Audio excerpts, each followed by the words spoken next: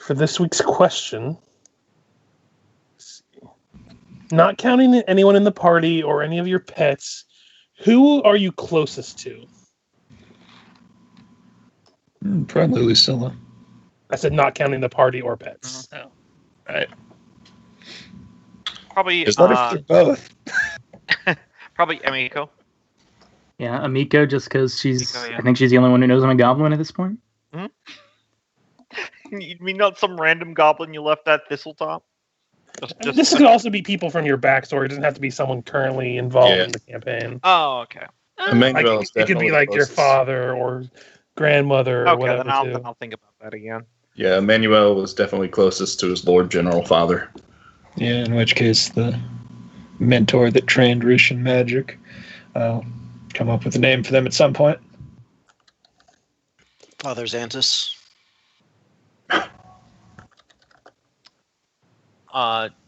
Definitely Lucilla's grandfather. Let me see. What was his name again? Lucilla. Oh, sorry, not grandfather. Great uncle Seth Telmark.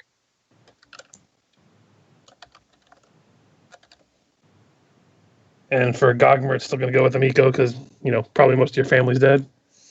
Yeah.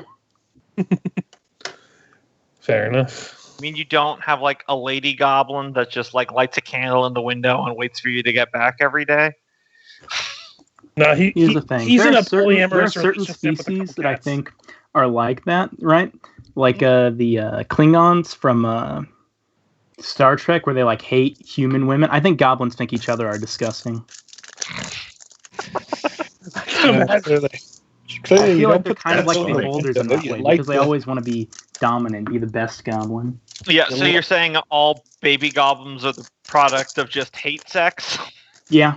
You light the nearest farmer's barn on fire. No way he'll see a candle from that far away. I'm not disagreeing with you, Michael. Are we entirely sure goblins don't reproduce asexually? Don't they just eat after midnight and then more pop out? Their heads are so big so they can barf up the eggs like Yoshi. That's actually a hilarious image in my head now. It is. It generally is. It is pretty amusing. Wait, does that mean Piccolo's a goblin? Yes, that's why he's green. He does, according to how he gets hit all the time, have the roll with it feat. Yep. Which is why he was trying to pass it on using the adoptive trait to Gohan, but he just didn't know how to dodge. I love that from Team 4-Star, where it's all like, wait, I thought you were a demon. Nope, Slugman. Wow, that's significantly more mundane. And we've also established from Team 4-Star that he's a Yoshi. Mm-hmm. So by transitive property, also all goblins are Yoshis. Also, he's the Holy Trinity, if you remember correctly. And I picked up Scribe Scroll this level. Oh, he's calling himself God now. Last session you all had come to, after investigating the crime scene of this murder, you came to this Habe Sanatorium. After being told that your word from the sheriff wasn't enough and to come back later, you managed to essentially bully this mouse of a man into allowing you to see the patient that was the sole survivor of this murder that happened a couple weeks back. Or like a week back. Surprise necromancer. Yeah. Upon meeting the patient, he said that his lordship told him you would visit, and that he had a message to give to one of you. And he looked Ephixa in the eyes and said, he said if you came to his misgivings, and if you would join his pack, he would end his harvest in your honor. Before smashing his own head in and rising as a ghoul, you managed to depart him of his head, but not before attracting the ire of a surprise necromancer from downstairs who, not realizing how close you all were to the stairs, went up before his zombies and was promptly ganged up on by Tangletooth, Ephixa, some clouds of smoke, Lucilla, and eventually being blinded before being killed. From there, I believe Ris'sh ran downstairs after asking where he kept his books. Well, they did wave me down, so I'm thinking I stopped at the top of the stairs. Like, oh, right, check him first. But as we go back to the scene, to kind of take apart before we go into everything, you see the man in the back, kind of like he's like huddled against the door, kind of looking in, and you can see like a single tear like kind of dropping from his face. And again, if this is a movie, it would kind of freeze on that tear, and the entire scene, save the tear, would shift to the tear now being dropped off the face of a young, familiar child, animalistic eyes and teeth and ears, a young Fix, probably around the age between 8 and 10. She's currently in the process of burying an animal that was attacked. Just slightly off out of Sandpoint.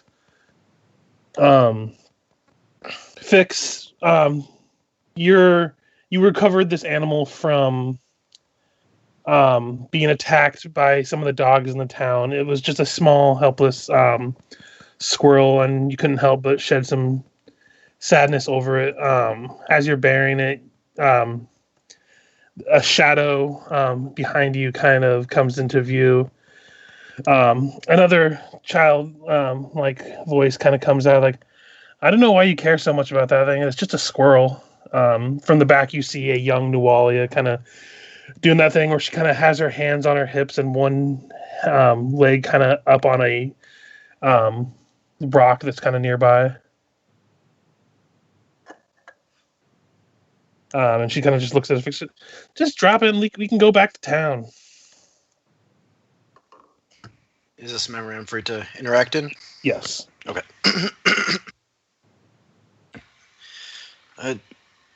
It's a life. Life's a life. You know, big or small, wild or free.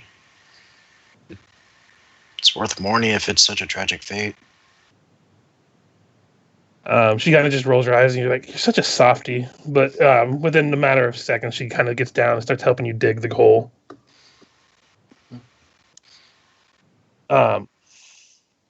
You kind of take the time. It takes, with the two of you, it takes a lot less time to dig it up. And she kind of, as you're working together, she kind of just chimes in like, I don't know how to deal with all these townsfolk. And like she kind of like turns her head and like, they cut more of my hair again. I just don't know what to do, sister. No, I get tired of it too, but, you know, a little bit of hair is, you know, not the worst thing to lose if it gives another person peace of mind, right?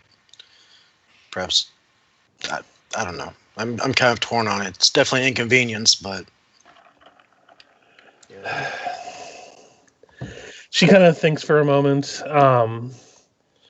Like, I wish the hair was the worst of it, but and she kind of relays talk about how some of the townsfolk children have been taking to bullying her, and like asks if they have done the same to you.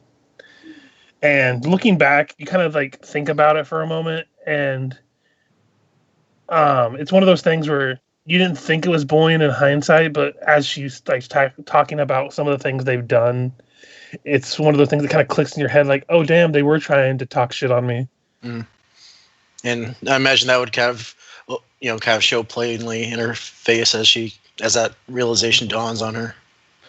And Noelle kind of just sighs, like, I thought so. I know when I grew up, Father wants to send me to a convent up north, as apparently is my destiny. And it's a very sharp contrast between Nualia and Fix. Fix, you're very animalistic in terms of your divinity that's been like bestowed upon you. But Nualia is that pristine, like Aasimar definition, where her skin is flawless, her hair shines in the sunlight. At the right angles, it actually looks almost like she has a halo. So you can definitely tell that she's gotten kind of more of the brunt of this Aasimar worship that the town has gotten. But she kind of helps you continue in silence before it kind of devolves into that talk that little children have, where they kind of joke around even though they're sad and upset about something. Fix would kind of latch onto that convent notion and say, but when is he planning on sending you away? It's not forever, right? Just a little bit, right? Something about when I've reached a certain age that I'm just going to be sent there to live. I don't know. Sounds boring. Yeah, it's not a very fun prospect, but he's insistent, and before she can kind of say anything, you hear a call, like a man that you know of that is Father Tobin, the previous head priest of the Sandpoint Cathedral, calling for Nualia. And you don't think of it at the moment, but like looking back on your memories as an adult, you definitely see that like her body stiffens at his call and everything, and the sheer discomfort that she has. But she eventually just like, I gotta go, and she kind of gives you a hug that like a very like tight hug before has to like run off and try to hopefully not have anything get her in trouble or anything. But we flash back to the present as the guy is like halfway hiding behind the door. He's like, I swear I didn't know this was going to happen so soon. I'm sorry, so soon? You and I need to have a few words. Come here. Does anyone have a lozenge? I'm keeping honest. Lucilla did contract ghoul fever last time, so. Oh yeah, we're gonna address that eventually. Yeah, I know. I'm just being honest about it. It's like, well, this sanatorium was created in order to house the terminally ill or, people that have very little chance of recover. Like, and he kind of motions to the body of the ghoul. He's like, I thought by keeping him here, I could study the transition between human to ghoul and learn that maybe we could figure out a way to, fix it, make it better. Like, find an easy to manufacture cure. But we don't know much about the transition. We know of ghouls and we know of people. And he just like starts going on and like in circles. Fix would just kind of looks like she's kind of scratching her chest, but she's actually kind of just making a point of touching the holy symbol that's around her neck.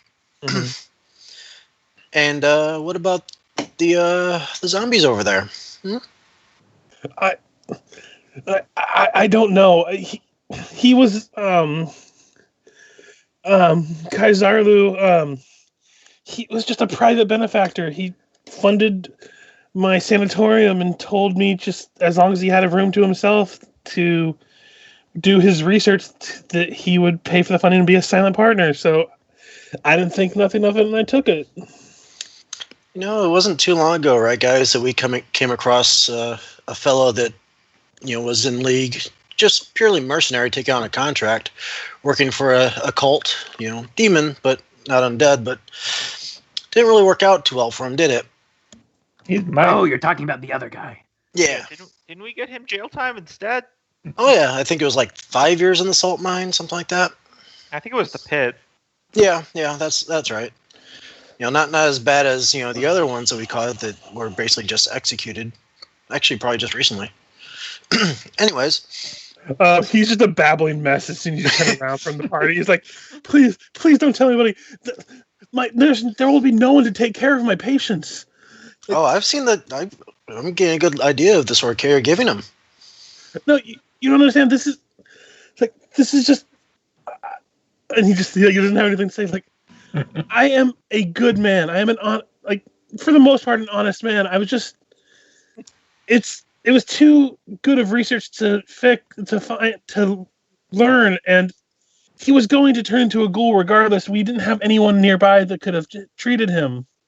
Believe me, I know. I keep tabs on a lot of this. I'm still waiting to hear an answer on the zombies, though. Out of rabid curiosity here, emphasis on the rabid, where is the closest person that knows how to deal with the ghoul fever thing? Asking for a friend. Well, of course. Back at Fix's church. No, Sandpoint doesn't have anyone that could treat anything like this. The closest place you're going to find is the closest place you're going to find is Magnamar, and that's about 3 days away. And trying to transport someone that crazy already in the process of turning into a ghoul, like he had maybe hours left today, and I didn't know he was becoming a ghoul until maybe 3 days ago. Okay, and so you want to withhold him to be able to hide the information that we saw it, just out of your own selfish needs for information? Why not that 3 days away, 3 days ago? It would have taken longer than 3 days with uncooperative patient. Oh, what about a fast rider there? Bring somebody back with another fast horse. I mean, have you seen the costs of getting this treated? I do not have that kind of money. That's why I was letting this like research. That's why you're allowing necromancy to occur within these halls. Okay. I didn't know he was a necromancer. By the way, you can roll a sense motive on all of this, by the way.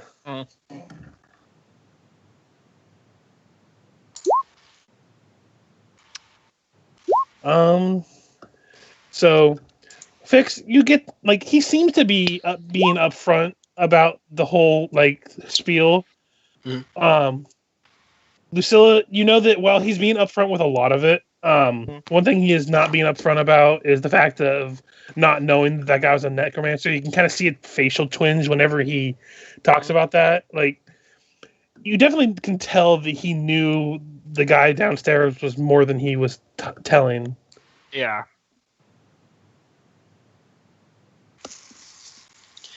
So you didn't ask any questions what a guy in long robes and a wand was doing in a basement? Well, he didn't always have a wand and robes on. Sometimes he wore pants and pants and a shirt. I mean, I don't know. How do you get the bodies? Former patients? Current patients at the time? No. Okay, full disclosure. He did say he would help me dispose of bodies when my patients would pass. I'm sorry. But I did not know he was going to make them undead, and I did not let him kill anybody. These are people that passed on their own time. People are sent here when they have no one else to take care of them, and they are on death's door. I have a man upstairs who cannot see and no one to take care of him. I have a were-rat in my attic. You just think people are just going to let a were-rat live? I have kept him alive because I don't want to have him die for something he had no choice in the matter of. And not to study him? Well, I mean, yes, there is that too, but how study thorough are these examinations? Are they vivisectionist? Are they... I've never cut open any living patient to test on them. How many fingers? How many fingers up the bum? What? You check for lumps. Come on, It's just a weird question to ask when you're asking me about whether I was an accomplice to undead. Well, it's clear that you are, but... I mean, you said you're researching. I'm sorry, you brought in somebody, you knew that they were disposing of the bodies. Some hermit-esque. He was technically a silent partner. I thought he was just trying to help. It's not like I was thinking he was going to use the bodies. I thought he was just going out to bury them. And you didn't follow up with the final rests of the patients that you claim to care so much for? And you didn't notice the smell? That's a fair point, too. Zombies aren't exactly stealthy when it comes back to their scent, pal. I don't know what to say, but I didn't condone any of what he clearly was doing. He just like at this point has nothing to really. So you say that, but you knowingly had a ghoul in the works here, and kept him alive for your own study. And I give you credit for trying. Well, I don't even think I could go so far as to say trying to save him, because you fully acknowledged it. Didn't really put that much effort into it. You just want to watch him. How are we supposed to advance medicine without finding out all the information about everything, and that does include the transition? I wouldn't have been able to help him in time. I do not have the money to, like out of narrative. Yeah. Isn't like a restoration like a couple hundred gold or something to do? I think only to get levels back or something like that. I'm not certain. I'm looking it up right now. Yeah, it's diamond dust worth 100 gold pieces, or 1,000 gold pieces, depending. So yeah, at least 100 gold, and yeah, out of context, you all would know that most people do not have 100 gold on them. Yep. So he is being very truthful about that, about how he would not have the money to do this, and if he doesn't have a family they know about, they can't exactly hope that there's going to be someone show up with the money to get it fixed. Disease is a third level spell, though. But I think you said the one guy was only a third level cleric, so he wouldn't have it. Yeah. I shoot Fix a look with our bonded mind. That's basically translation is I say we just bunk this guy in the head and investigate the rest of this place and come back to him later. And she would say, non-lethally. She would shoot a look that says she's of a similar mind, though she's going to try something that's slightly different tack, and then look at him and say, "Tell you what, as we mentioned earlier, we are deputies. We will go ahead and tie you up and restrain you, just to make sure that there's no more funny business. We're going to investigate your facility here. We're going to figure out whether you are actively aiding into a necromantic cult, or simply just what's the word? You're shit at your job." So he just kind of goes along with it because he knows he has no choice in the matter. He's not a fighter. He can't fight any of you. I think Lucilla could probably knock him unconscious before he could do anything to her. All right. So he's not armored, so I can do non-lethal damage with my whip. Yep. So Fix will move in and restrain him to one of the benches or one of the chairs that are there. Yeah. He just lets it happen. He doesn't. He talks, but it's mostly just more like, I didn't do anything wrong. I wasn't trying to do anything wrong, and more or less the same repeated thing. Yeah.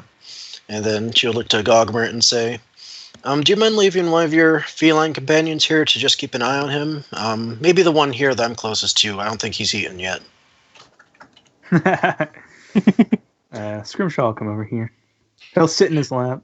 Yeah, just like a big house cat. So he'll keep an eye on you, make sure you're safe and behaving.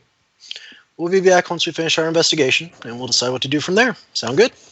I come back up, the guy's on the floor with Scrimshaw on his face. You joke. If it fits, I sit. I have seen panthers and tigers try to do that. Yep. People. They're They don't. just big house cats, which is why they're dangerous. Yeah. Are there any keys that we should have access to that you have on your person right now?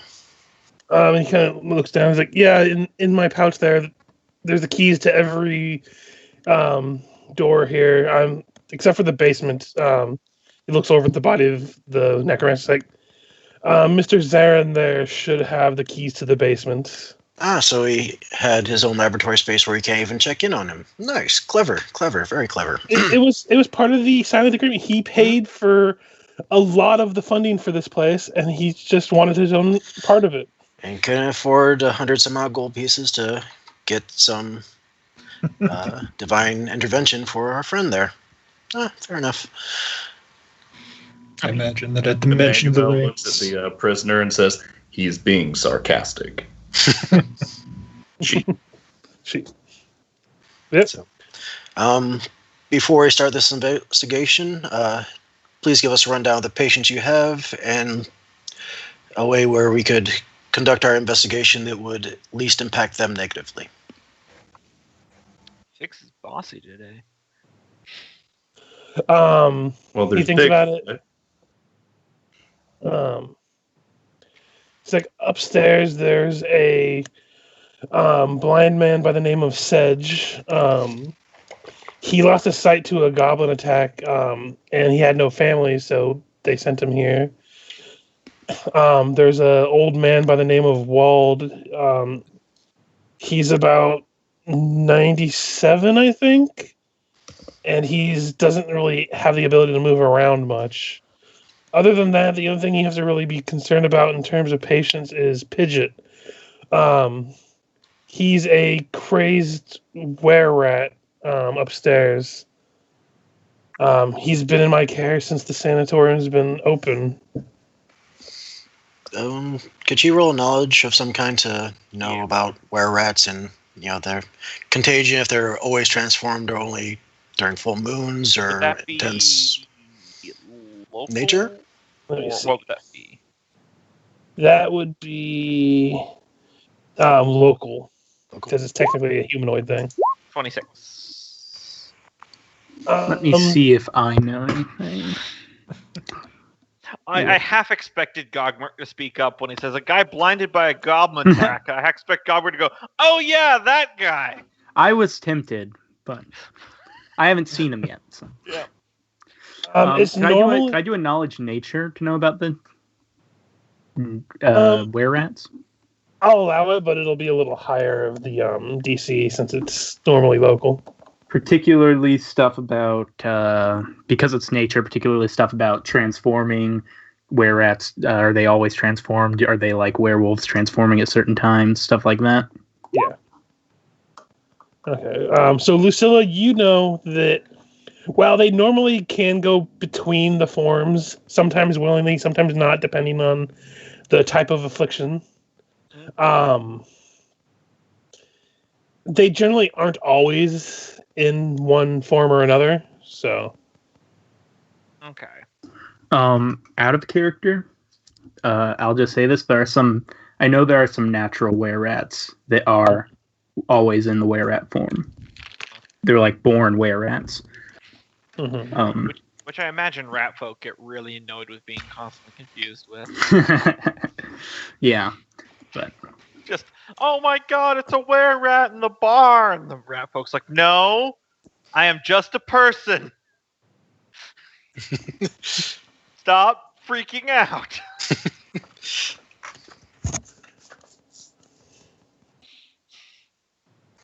Alright. Should we go look at this basement before we look around anymore? Yeah, I think the basement is the best place to start. Especially, it would be a shame if we were to start the search elsewhere and another stray zombie decides to come up and have a snack on the caretaker here. You just see him swallow hard. So did I find anything on the body? Of the necromancer. Yes. I think we did it last time, but I'll Don't believe so. I think we ended like right as the combat ended. Go ahead and roll me a spellcraft, because you do find some magical swag. Boom. Yeah, so I'll just post it as is. Oh, wow. He probably wishes he had at least one of those. Yeah. He did have false life on. The potion he didn't have a chance to use. He also has that much money. He has, like I said, the key ring, and he has a masterwork dagger.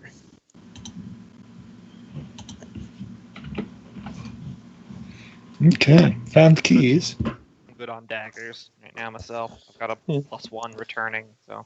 Masterwork's always nice to sell, though. Yeah, it is. I'm just letting them know.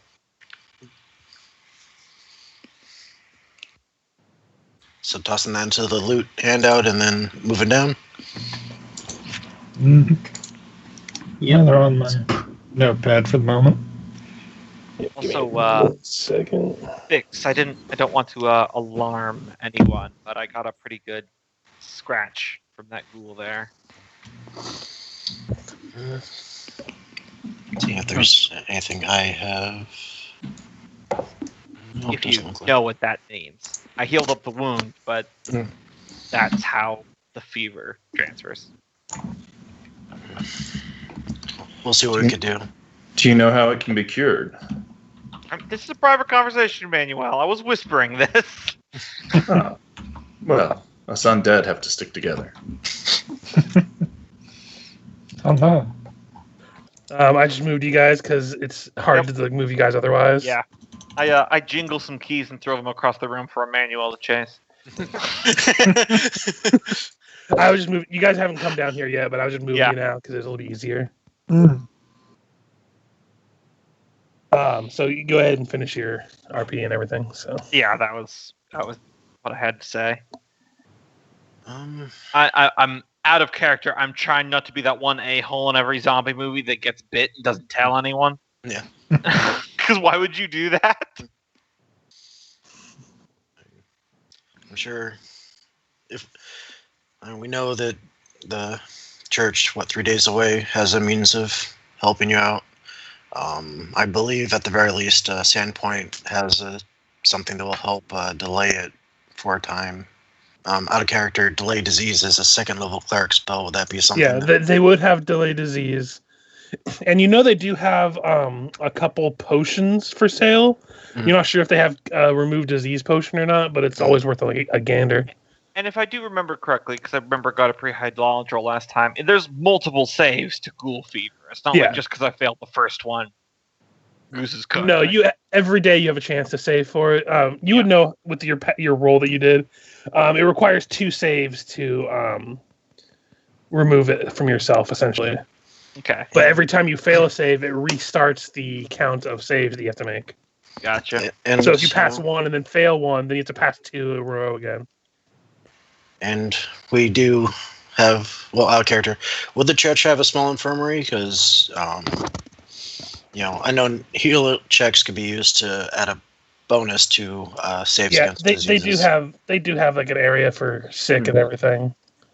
They have some rooms and stuff for other things. If we go back to them, they're like, we don't have an infirmary, but we do know that there is a sanatorium just way out of Sandpoint.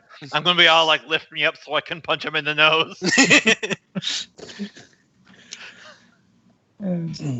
But when you do start going down to the lab, That's what I say we go. yep. As you go down into this area, you open the door that is already unlocked for this part, at least. The room itself combines features of a wizard's laboratory and a catacomb. You see several tables bearing bodies covered by drapes that dominate most of this room, like the 2 there. While tools ranging from shovels to dissection implements sit on shelves against the wall. There's no need to roll an Arcana check to confirm that this is obviously a necromancer's laboratory. There are currently 3 bodies on these tables. Their bodies are remarkably preserved. And let's see. In fact, looking near the bodies, there is actually a wand to the left of one of the bodies. Mm-hmm. With your roll, you just carried over. It's a wand of gentle repose with 17 charges. You can use that on Emanuele.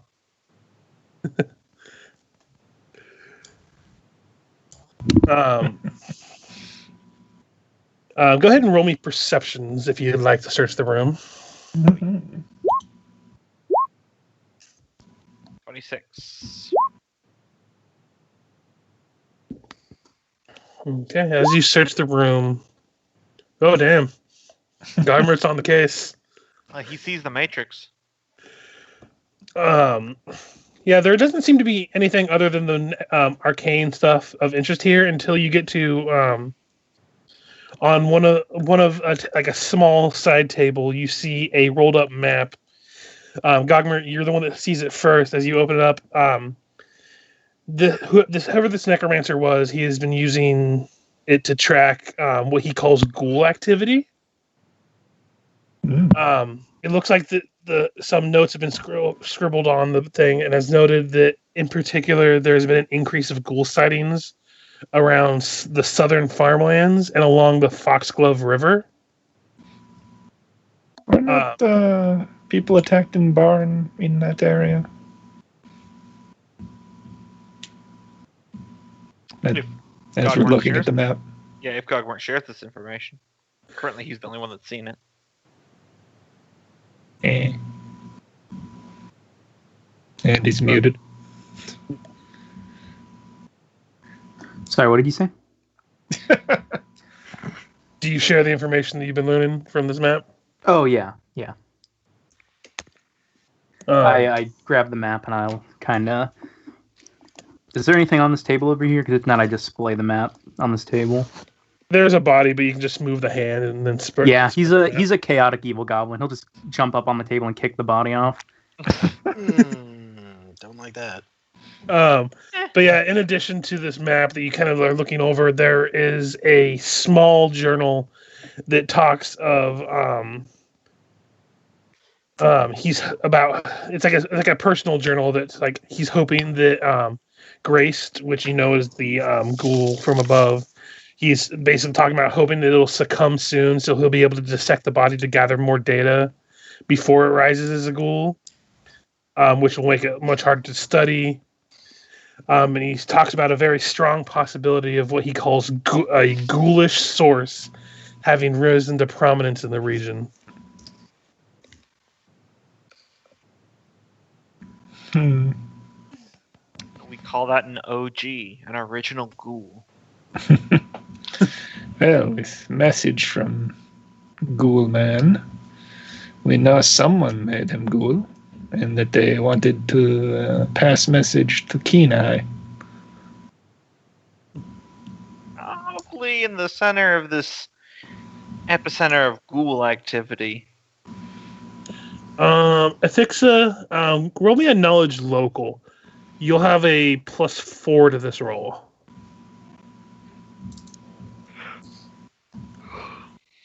Alright, that's what they added. That's with the +4 added? Yeah. The DC was 20. So you're kind of thinking back and you're looking at all this, talking about a ghoulish source and talking about how the main sightings have been near the Foxglove River. And you remember the name, you remember Aldern Foxglove that had been a little bit more than flirtatious with you back in the early days of this adventure. And you remember the ghoul had mentioned, come to the misgivings. And you're thinking, like, the misgivings, that sounds so familiar. And you remember being told ghost stories during the night when we were having trouble sleeping. Maybe you were sick one day, and Father Xanthus came in and told you some ghost stories to kind of keep your mind distracted. You're not, but it's one of those things that the kid's not going to sleep anyway, and you're basically just trying to distract them from the fact that they're probably in pain or something. Maybe you had like a sprain, or maybe you were just like that kind of sick where you couldn't lay down because you were coughing so much. It could be like you were raised in a Catholic school where the nun says stay in bed and always lay on your back, otherwise the devil will come and take you away in the night. But anyway, you remember the tale of the misgivings is a tale of a tragic family who has lost 2 generations, both husband and wife, to murder-suicides. And the name of the misgivings was originally known as Foxglove Manor.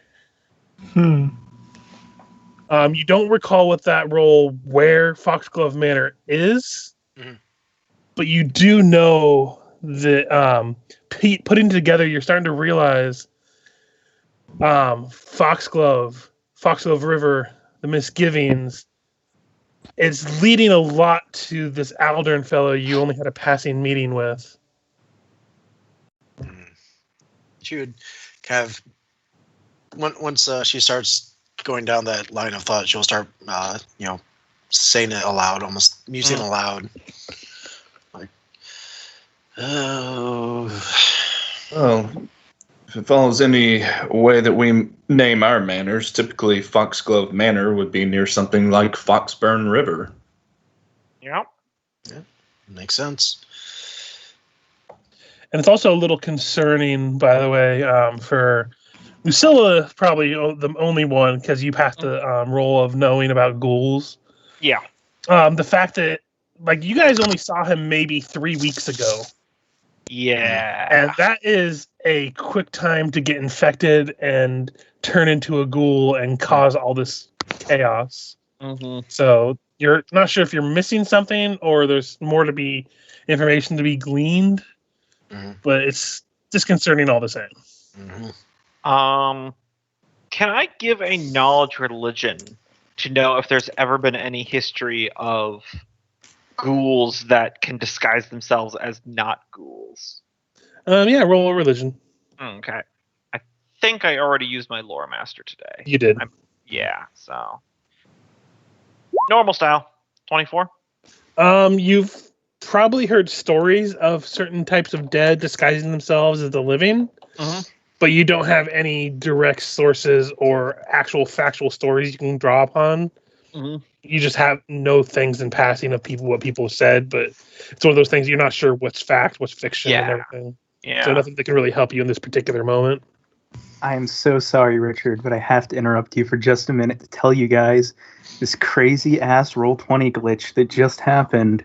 I opened up Gogmert's character sheet, and it opened a new Roll20 page inside of the Roll20 page. I'll send a screenshot. It says Gogmert above, but it's a roll... Huh. I'll just show you guys my whole I mean, screen. that could explain why my thing was fucking up today. I Where was going to say, you could jump to the end of Roll20. And here I have just been sitting here actively resisting the joke about asking what does the Foxglove River say. It says Oh, glug, no. glug, glug, glug, glug, glug, glug. Oh man, I convinced my mom to ask her Amazon Fire Stick what does the fox say, and it was hilarious. That sounds pretty amazing. the Amazon Fire Stick just went nah, nah, nah, nah, nah, nah, nah, and I was just hilariously laughing, and everyone else was like, "I don't get it." And then you realize you've been on the internet too long. And then you tell it to play. Does the fox say? Yeah. Take a look at that one, guys. Huh. Yeah. That's Where's that even interesting. showing? Oh my gosh. It loaded up the Roll20 game inside of his character sheet. It's the game inside the game. I wish it kept going and it was like mirrors. The game inside the game inside the game. He didn't try to open up Gogmert's character sheet in that tab. Okay. I still have it open in here. I haven't closed it. Oh my god, do it. You have to do it now. I opened Everyone, it was really nice knowing you. I enjoyed the internet. It's loading. Nothing has popped up yet. This is like when we all set our emails to forward to each other at work and then did out of office and like totally fucked up our email server. It just causes all the Roll20 servers to spontaneously combust. Yeah, I don't think it knows what it's doing. It just He might is have in to perpetual refresh loading. it. And I can't exit. Okay, there we go. While we were waiting for him to reload, I had to share something with you guys that I found out. I didn't do it, but technically there's that site where you can have people do a shout out. And the guy who did the original Vine, It's Wednesday, my dudes, is on there. And I was like so tempted. If I could just think of something to have him say about Wednesday in this game, Yeah. it would be so great. But I didn't do it. Yeah, I know about that. The celebrity shill website. Yo. But anyway, that is all you find in this room. All right, I never met that guy, right? No, you didn't. Yep. Fix, you didn't by chance do your detect undead thing around that lord, did you? I mean, I don't even really think I knew how to do it then. I mean, I might have been able to, but Because there might have been a non-zero chance he was the ghoul the whole time. Yeah, I'm starting to think that too now. Was he the guy that we saved from the goblins, or was that Yes. another noble? That was the guy we saved from the goblins. That was the guy you saved from the goblins whose dog was killed. Oh, he was definitely not a ghoul. And we went hunting boars with them. Yeah, from what you can gather, like Emanuele, especially, you spent a lot of time just cavorting with him. No, he was. He didn't seem undead of any variety. He was like, when you found him, he had cuts and bruises, and he was bleeding. Yeah, he was a right proper chap. He was no undead. Oh no, it always seems to be the ones that have, noble upbringing are able to hide their, turning undead a little bit easier than the others. And you would just kind of look at Emanuele and flex from him. Maybe he would. Maybe he tasted something he wasn't supposed to. Maybe check doors for security measures before we. Fix was about to open this door. Just gonna open it. Yeah, she's not wary enough to. Well, actually, they've gone a few adventures. And she were walking towards it, where she was like, "Maybe check." Yeah. Okay. Well, that's why I brought it up. Like, are you just gonna open it, or? I mean, I got the keys if somebody wants to. Give it a quick once over. I mean, presumably, if he had keys, he's not going to attach a bomb to it. Yeah, Ephixa, it just looks like a normal door. It doesn't look anything out of the ordinary. If we want, I think I have trap finding now. I mean, you're welcome to roll as well. All right. Gogmert's just like, out of my way. Type gives Druid trap finding. Licks the. He took a level in Rogue. Oh, right. Does Yeah. he Fifth level just is wrap in his Rogue. mouth around the doorknob to check it? Tastes like copper. I'll be disappointed come Starfinder, Richard, if your goblin character doesn't pick locks by fully wrapping his mouth around it and using his tongue. Oh no, he's gonna taste everything. To the detriment of himself, I'm sure, but he will taste everything metal. Because that is a thing that happens in Starfinder with Space Goblins. Mm-hmm. Yeah, it doesn't look like trapped. No, it's not trapped. All right, she'll use the key and open it. As you go to turn the knob, Emanuele, you hear something in your head. Ruh-roh. In your head, like Wait, everyone! I think I'm having a thought. It comes in clear as day, as a rather gruff voice, and like, Emanuele, this is Arcanist Orzo. General Depardieu received your letters. Funds on the way. Continue spreading Multhun's grandeur, and he thanks you for your lavish gifts. So just as per the spell, you know that this is the spell sending, and you can respond with 25 words or less. Emanuele's going to say out loud, "Very good. Thank you, Archimist. We'll wait for receipt." This is what it is sent to him, by the way. I just love the fact that Fix is like unlocking the door, and all of a sudden, like 15 feet back, freaking Emanuele speaks out loud. Thank you, Archimist. And the four of us probably just look at each other like, "Oh, he's going crazy now, isn't he?" Yeah, and just have the full conversation. Yeah, just Using all in mind. as we're like something going on with Emanuele, and we're all just using bondage. What was he? Was he scratched too? Emanuele's not legitimately looking at you all right now. He's got his middle finger in his ear, and he's speaking into his wrist. He's starting to hear the voices of the dead. You know, if Phasma sends me to hell for gaslighting him like this, I get it. It's understandable. As you open this door, this little small room here reeks of death. You see old flesh kind of like caught on certain edges of the stone. It definitely seems to be where he kept some corpses. And you see like shuffling movements on like disturbing the ground. So this might have been where he kept his current zombies. Zombie stink chamber. Going to go ahead and use a detect evil just to sweep around and make sure there's no unliving entities. What's the range on that? 60 feet. 60 feet. You do get a faint hint of evil coming from this room this way. Oh, wait, I'm on the wrong layer. This way. Okay. There are plenty of unliving things here. It's the undead ones we got to watch out for. Wait a minute. Did you just turn around and look at Emanuele? Mm-hmm. There's something evil in that direction as she looks towards Emanuele. Emanuele Not turns looking at around him. and looks at the wall. Let's just hope it's on this other room. A demon-possessed wall, just like that old Rasani woman said. Quick perception check. Just looks like another. It looks the same as the other door. It appears to be wood.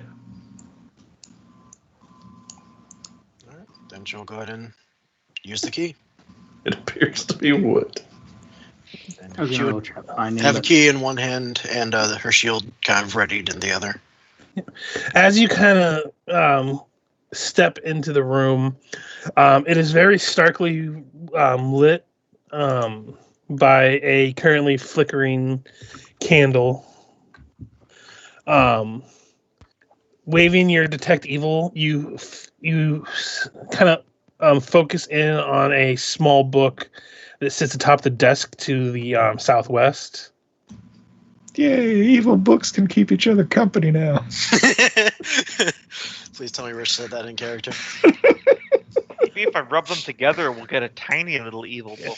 It's the scent of evil on it is very faint. It's But nowhere the fact near that it's on an evil inanimate object is worth noting. it's not nearly as evil as that book that you guys found in the caverns below Sandpoint that Lucilla still carries around on her. But with time and the mutual cooperation. Looking at it, Ris'sh, as you enter, it is clearly a spell book. Mm. Looking Be at careful. it looks like it does have an evil aura about it, and it. I don't know. It may or may not be cursed. I do not know. I'll always detect magic. Yeah, detect magic. Cantrip. It just detects this vague magic that all spellbooks do. Mm. It looks like it's been heavily used. It's not like a new book or anything. Opening it up, it's one of those things. It's like there's a lot. It is a spell book, but it's also interspaced with different notes. You see notes concerning ancient Thessalonian traditions of magic. Talking about the sin magic that they used in the past. It has several drawings of the Sahedron rune. But in terms of spells, I actually have a spell book thing. I'll go ahead and show you. Many Thessalonian note in here.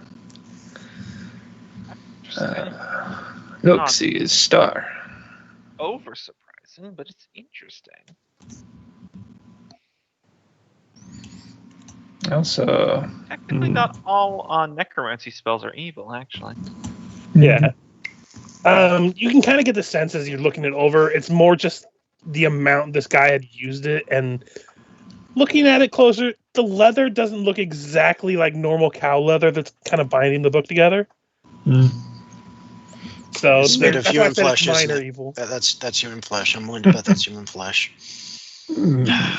Maybe. You know, and this is Lucilla saying it out loud, I bet if these evil necromancer types started, like, binding it up in, like, pink fur or something, people wouldn't suspect it to be an evil book so much.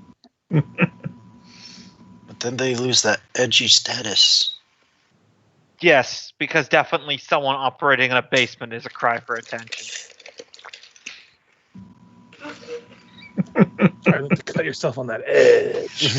You know?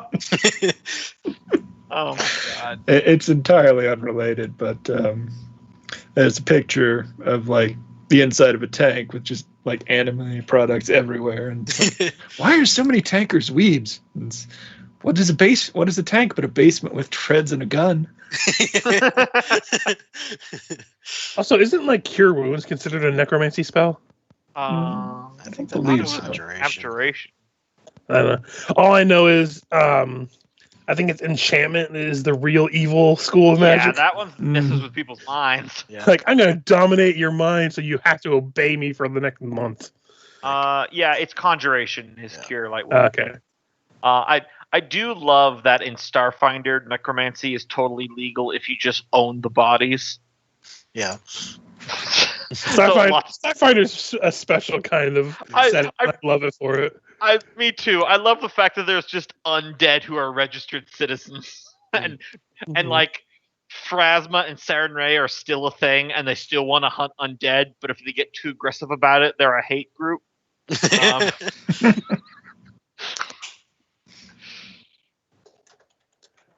Fix is going to turn the bed and start searching there. You can roll perception if you're searching the room. You shall pocket the book in with the other spell books and the waterproof bag. We're just a couple of literary magpies, aren't we?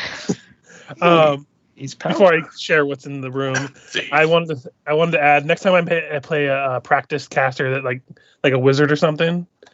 I'm gonna flavor it as as they get increases in their spell book, they're actually tattooing the spells on their body. And that's why they have to take time in the morning to prepare their spells, because they're looking over, now where did I tattoo that magic missile spell? Inner thigh. That's my tramp stamp. And he puts like his usual spells in the places that are easy to look at, but the spells that he uses less often are like in the crook of his back. He has to get a mirror for those. Fireball's obviously on his groin, so he can just thrust cast.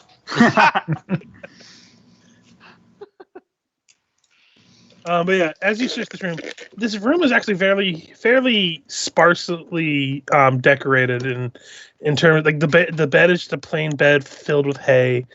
There's a chair, a table, and a desk. The desk itself is rather empty, other than the book that was on top of it. Seems this guy mostly spent his time in the main room of this basement. I lift up the mattress. There's nothing more to see in there. Just a very poor person's room. Emanuele, with that perception, as you're walking back, as you're saying, I don't see anything there, you accidentally step on the fingers of the corpse that Gogmert had thrown off the table. Oh. Sorry. I guess he won't feel that. Are you desecrating the dead in there? Yeah, I heard a cracking sound. Everything all right? Yes, just checking some things. He just stepped on the guy's hand you remember when I kicked off the body to show you guys the map? Is it a guy? Yeah, it's no big deal. Don't worry about it. Sure it's a man? It's nude. It's very clearly a man. Oh. Are we sure it was a finger? Ooh. I have to clean my boot.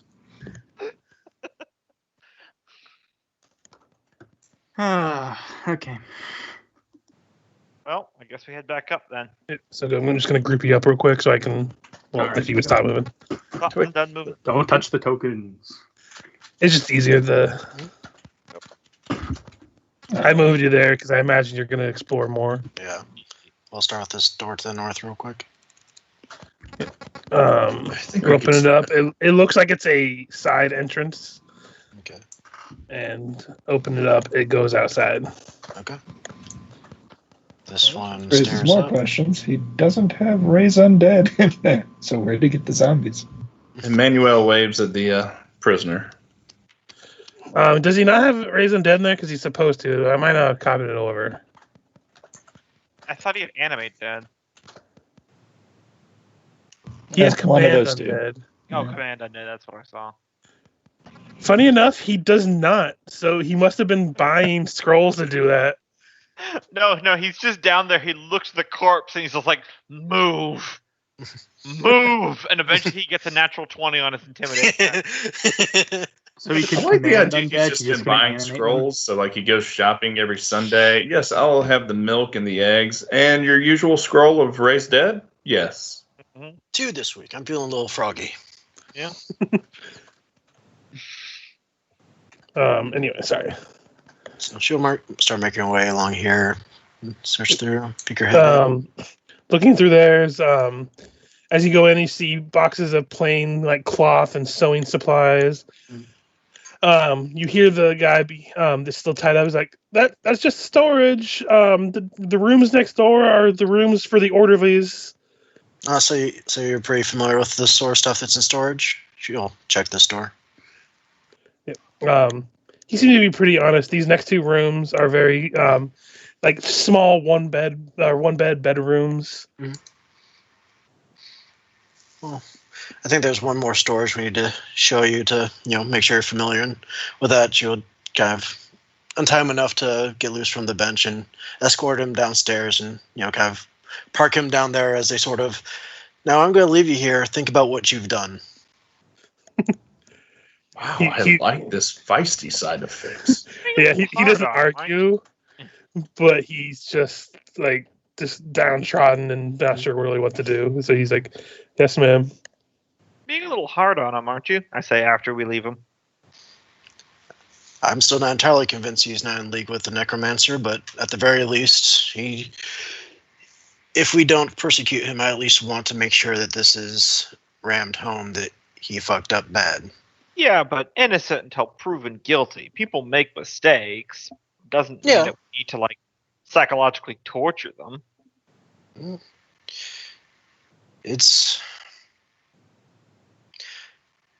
I'm just wanting him to see the ramifications of his carelessness that has affected other people, especially when it comes to something dealing with undeath.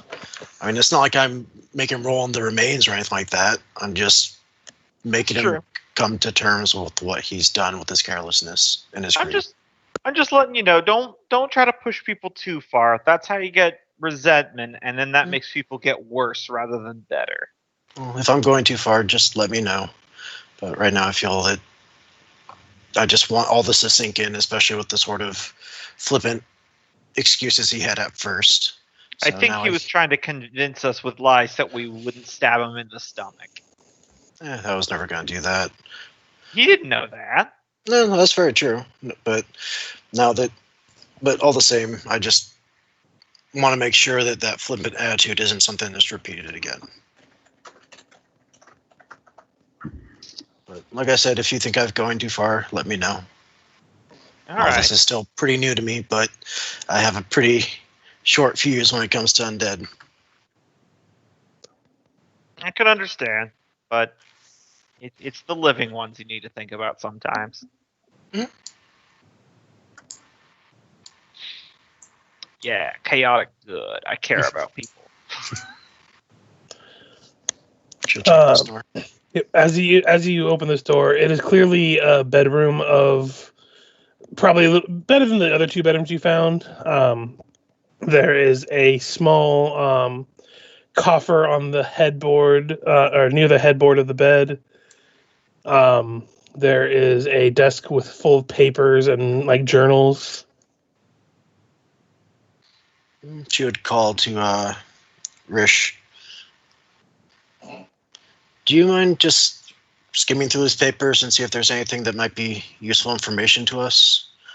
I don't want to invade too much of his privacy, but I feel those sort of documentations could potentially prove him innocent or guilty if he has any sort of musings in there. Sounds like a plan. That's a question I am willing to give a knowledge roll for. Is necromancy actually a crime in this country? Roll a knowledge local or a history, whichever one you prefer. I'm generally I'm going to do history because I'm better at that. But 21. I'm just going to go ahead and say Gogmert wouldn't know. Yeah, that's fair. Well, necromancy spells aren't particularly outlawed. The raising of dead is definitely outlawed. Generally followed by imprisonment and or death. Okay. Just making sure here.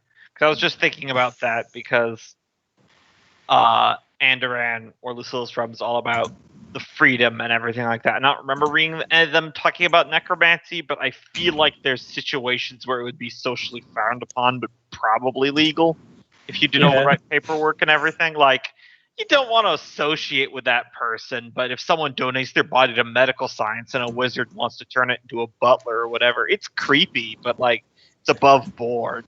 Yeah, like for instance, like in Varesia, which is the country you're in now, if, like, for instance, say you're on like a trial for witchcraft or something, which I don't think they do, but in general, and they find out you're practicing necromancy, you would then start begging them to start trying you as a witch again.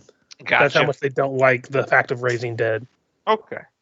So yeah, the raising of dead is super illegal, but necromancy spells as a practice, like speak with dead and stuff like that, that's not like outlawed or anything. Yeah, most even morally dubious countries on this continent will have necromancy be illegal. Yeah. Hey, Richard, did you see that question? Yeah, so those two guys are just tokens I hadn't removed from the map. Oh, okay. Yeah, when you go out and check on Juan and stuff, the animals seem completely fine. A little bored, but it looks like he caught a rat nearby. All right. Making sure he's okay. Yep, you're good. I'm not going to kill it. If I'm going to kill your animals, I'm going to do it in front of you. It just felt natural that he was up by the door. He might as well step out and make sure. I'm going to look you in the eye when I kill your pet. Actually, you're going to look your pet in the eye while you kill it. Mm-hmm. So as you're looking through the room, are you just looking at the papers, Ris'sh, or is anyone else looking in the room? Fixa would be doing a search of the coffer. She's not going to loot it, but she's more or less just want to make sure that there's no questionable. So inside, I'll get to the papers in 1 second. But inside the coffer is just what looks to be a small bag of, if you would look it over, about 40 gold pieces and some documentation of finances. She would flip through the finances and see if she could get an idea of just how much, if it's on the record, how much that necromancer was paying him. No worries. And then before we get to that one, I'll jump back to Ris'sh. How long are you spending going through these papers? It just depends on how much information you want to try to glean from them. I don't know. I guess that depends on how long the party stays here investigating. Like 10 minutes at least. Yeah. Okay. So Ris'sh, as you go through, a lot of it is personal journals and stuff. The proper name for the sanatorium is the Saintly Haven of Respite, but it's kind of just been shortened to Habe Sanatorium. And run by Habe. He has a lot of information about how he was an expert on disease and mental derangement. He was independent. Talks about how he had a lot of money when he started this, and he hoped to make this place as a way for people to find privacy, or make it as a way he could continue his experiments into what causes people's dementia, without other folks misunderstanding his sometimes necessary methods. But it goes on to talk about how the main reason he wanted to make this is he wanted to have a ward where some people could find a peace of mind while they needed to heal, even if the healing never really continued. He ran out of funds. It talks about how he ran out of funds shortly after getting the sanatorium up and running. About how the Kaisarlu Zarin offered to pay for the day-to-day finances. Talked about it, the guy promoted himself as a retired businessman eager to put some good back into society, but it kind of talks about how Habe had suspicions that he was a former member of a Scarny gang, though he had been agreeing to be a silent partner. So Habe just kind of ignored largely of what else was it was in the guy's past. And let's see, what else can I give you? It's a lot of what the guy had been saying. Yeah. The arrangement involved kind of beyond landlord and tenant, though, as like or the past like year or so. You see some notes about both of them showing interests in certain patients, and Kaisarlu insistence on disposing of the bodies, and Habe just not wanting to complain because he was paying the bills. Mm. And then on top, like going off of that, Fix you find in this one, he doesn't actually have a whole lot of money to his name. Like the money you find in here, about 40 gold, is his life savings. Like looking through taking the 10 minutes as you're looking through the paperwork. The Zarin guy seems to have given him money periodically, but it was more like, here's a platinum here, or like 5 or 6 gold here. Just enough to pay for the day-to-day finances, but not enough to really make a profit or anything. Okay. He wasn't like trying to milk the money off the top or anything. He was literally just getting money to live day to day and supply the stuff he needed for the place. Book seemed like he had doubts, but swallow so to be able to run and help people. So he's just more of a dupe than a villain. Yeah. Okay. That's more reassuring. Still, I still think he should stay in timeout for a bit longer, but I'm feeling more at ease of more or less letting this slide when it comes to him. Alright, she'll leave the money where it is and relock up the coffers and all that. Well, we still have upstairs to check. Yep.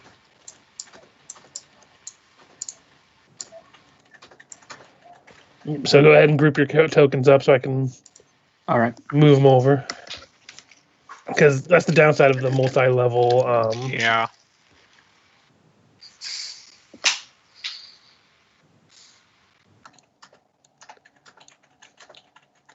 So moving up to this floor, it looks like a cell block for a ward like this.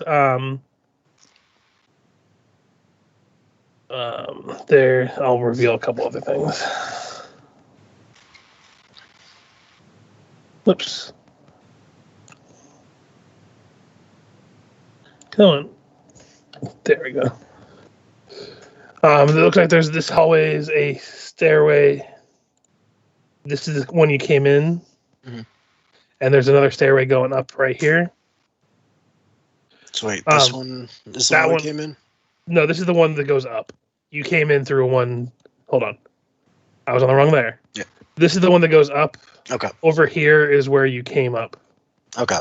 Gotcha. And he said the attic, so likely where this is going is where the rare rat resides? Yeah. Okay. Taking the time as you're looking around this floor, of the 5 little cells that are in here, only 2 of them, these 2 here, have anyone in them. One of them is just this middle-aged man who is kind of just, you see him with what is essentially like that little kid game. It's like a ball in a cup, and he's just kind of like sitting there, tossing it and trying to catch it in there. Fix would kind of go in as though she was staff, gentle knock, open the door and just kind of do the whole, hey, how are you doing today? Is there anything I get you? And just kind of being cordial and just trying to get a feel of making sure that they're well treated. He looks up and you can tell that his eyes are like, you can see massive scars across where his eyes were. He's like, you sound new. Did Habe finally go out and hire some additional help? I mean, we're voluntary help at this point. But well, nice to meet you. My name is Blind Sedge. No relation to the eyes, of course. And he kind of just gives a chuckle. Yeah, she would chuckle alongside. So how are you doing today? Is there anything I could get you? Well, it's almost time for lunch, I suppose. Probably use some of that and maybe some water. Maybe try to quiet down old Wald next door. He's every now and then shouting at somebody. Okay, yeah, I'll check in on him, making sure he's okay. Make sure your meal gets up shortly. It was nice meeting you. You too, ma'am. He kind of does like that tip of the hat thing, but he has no hat. Right. And she would close the door and move on to the next one in a similar manner. Man, that guy's got rock solid form on that ball cup game. Right. I wonder where he gets that hat. No hat. Where's the hat there? We just can't see it because he's blind. Turns out the real hat. Can you I thought imagine that? That's your curse. You're blind to everything except your hat. No, I thought he was wearing an invisible hat. Oh man, I am saving that blind to everything except your hat when I do that my curse witch build on one of these adventures. All about just placing curses upon people. I even found a feat where if someone fails to dispel a curse on someone, that they then get cursed with the same curse. But yeah, opening up this one, you see a man, like 2 or 3 blankets kind of on him, and he kind of has them held tightly.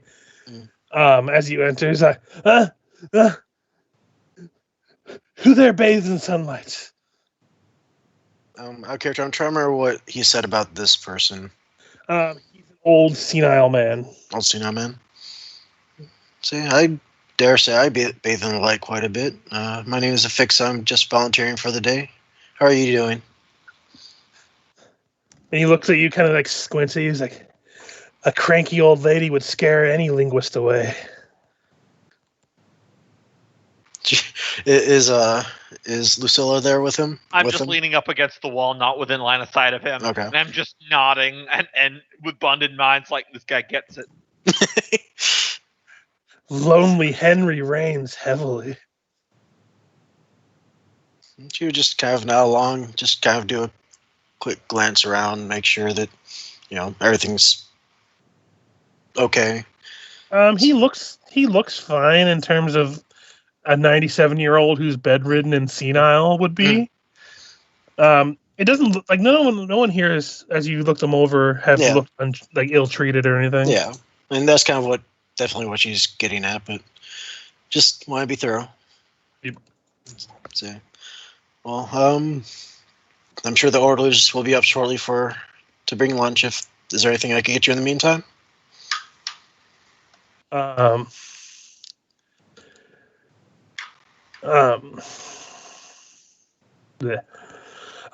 He just looks at you like very serious.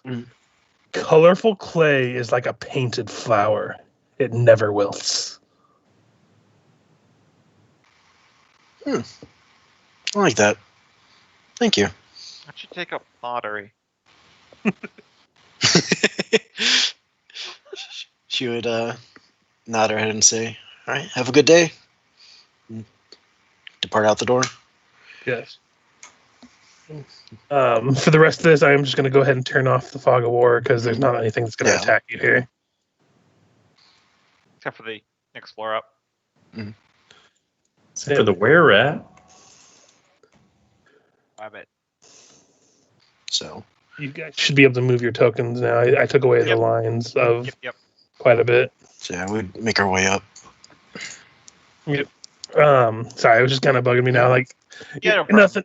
It would have been one thing if you had to come in here and break in and find Grace, because he would have been down in this area right here.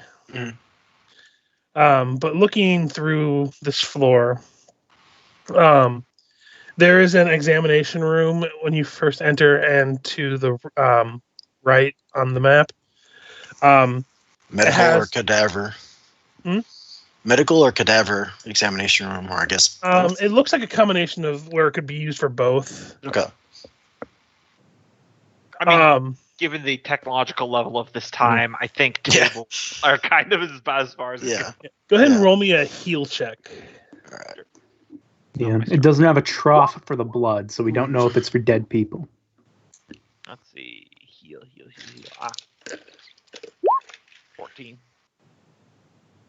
Let me see real quick my heal check. Because I don't know if I have anything in it. It's not a class skill for me. Heal. I have a 4. Yeah. I was gonna put some penalties on Gogmert just because he wouldn't know about human civilization and how they handle things. Fair. But for Emanuele, looking over, there's a lot of tools here that are very well used and very unnecessarily invasive for what a sanatorium would normally use. Yeah, it doesn't seem like this doesn't really look like a room that's used to dissect people. Mm-hmm. But they're definitely tools that you don't normally find in a sanatorium. I would share that. I knew it. And you did, and anal lumps. You did see that in the paperwork when Ris'sh was looking at it, and I had talked about how he had also set up this far out because he talked about necessary experimentation. So. And he did seem to kind of talk about how, people didn't always agree with his methods, but he never did anything to outright hurt anybody. But his methods are questionable, but his intent is good. That's basically kind of the sense you can kind of get. It's a little kind of a toss-up when he literally had a necromancer downstairs. Right. But in terms of the stuff you found, he doesn't look like he's ill-treated anybody, and it doesn't look like he's been sacrificing people for his studies. Fix would kind of more subconsciously be keeping an eye out for the needle that Lucilla described as the frontal lobotomize tools. It's just a big nail. Yeah, just I hope that's not here. I'm not looking for it while she's actually looking for it. Yeah. He reminds me of the alchemists back in Malthun who just let their curiosity get the better of them. What happened to them? Well, they claimed it was all in the quest of knowledge, and then kaboom. Amadeus showed up and took them all to his island. Right. So, and I imagine one of these doors has the were-rat behind it? Yeah. After you look through that room, this one right here is the only one that has anybody in it. And yeah, you clearly see, and let me go ahead and reveal the token. Before opening the door, I think she would kind of there's little detect evil. Yeah, there's latches you can use to open and peer into the room. You don't have to just automatically open them. Okay. There is evil in the room. Opening it up, you see this tatteredly dressed and not malnourished, but haggard, and looks like he's kind of clotted, and pulled at his own skin, fur. This a were-rat. What'd they say his name was? Pidgeot. Looks like Pidgey could use a bath. Yeah, the room itself is very clawed up and damaged, but it's one of this floor you can already kind of tell of looking at it is the more fortified of the two floors of people. So this looks like where they put the more dangerous patients. Watching him for a moment, does she get the impression he's more feral minded or he's actually more rational and cognizant? Looking him over, it doesn't take long. He is very not all there. Okay. If you want to roll me a sense motive or a heal check. Both the same for me, so let's go sense motive. Yeah, you're not. That's not high enough to determine what might be causing any of his issues. But other than being a rare rat. But he does seem to have some clear mental instabilities. Emanuele, you kind of peer in. You're you think back. You remember a maid growing up of one of the neighboring manors who developed a manic streak. And the mania started taking over her entire life before she just became batshit crazy and unresponsive to very many things.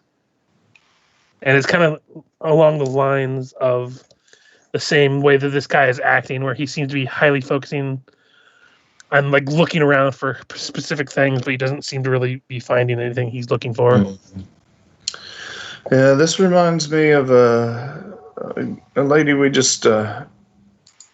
She kind of lost her mind. We called her Fixie because she just fixate on different things and wouldn't let anything else matter until she scratched that itch, so to speak. I'm afraid this gentleman is long gone. I'm going to go out on a limb and assume that the person in your story, the thing that she was fixating, wasn't a higher minimum pay. I don't know that she got paid. I mean, if she was a halfling, probably not. Well, now that I think about it, you're right. That was the only thing she was talking about. It was always about not being able to afford medicine and starving children. Just like, guy, find other interests. But yeah, he has the manic insanity from the Game Mastery Guide, so that's fun. Yeah, the thing that I always forget exists. Yep. You think this is worth trying to talk with him, or do you think it's best to just leave well enough alone? I think this might be a well enough alone situation. This might be a mercy killing. No. I You don't think so? I'm kind of siding with Emanuele on this one. Look at this creature. What's his future life going to entail? Sitting in this box? Are you undead, Emanuele? Not yet. Are Did you take your medicine today, by the way? Yeah, that's a good question.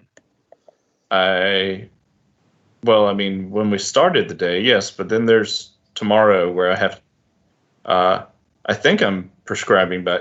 I'm going to need to go back by your church on the way back, but let's step back to this creature. Because, some people would say people in your situation would take a mercy killing.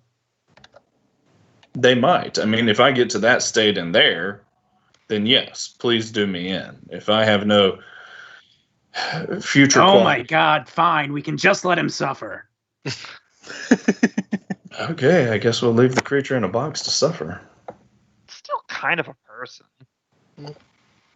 Emanuele, I'm on your side in this one, but I'm not going to push the issue, okay? Yes, I've heard of barking up the wrong tree, and apparently we've got one of those. We just turn around and Ris'sh steps out of the cell, wiping mouth, and says, "I ate the rat." Suddenly, Ris'sh becomes a were-rat. That would be weird. Yeah, I was just what? like, Who said it was weird to eat rats? Not illegal. Just like turns into a were-rat. Oh my God! Why is my blood so hot? How do you live like this? Is this how you feel all the time? A Lizardfolk were-rat? Yeah, that... Is that even possible? I guess so. They're both humanoids. It's all it takes. Would they grow hair every time and then shed all their hair? And then What if they were a naked were-rat?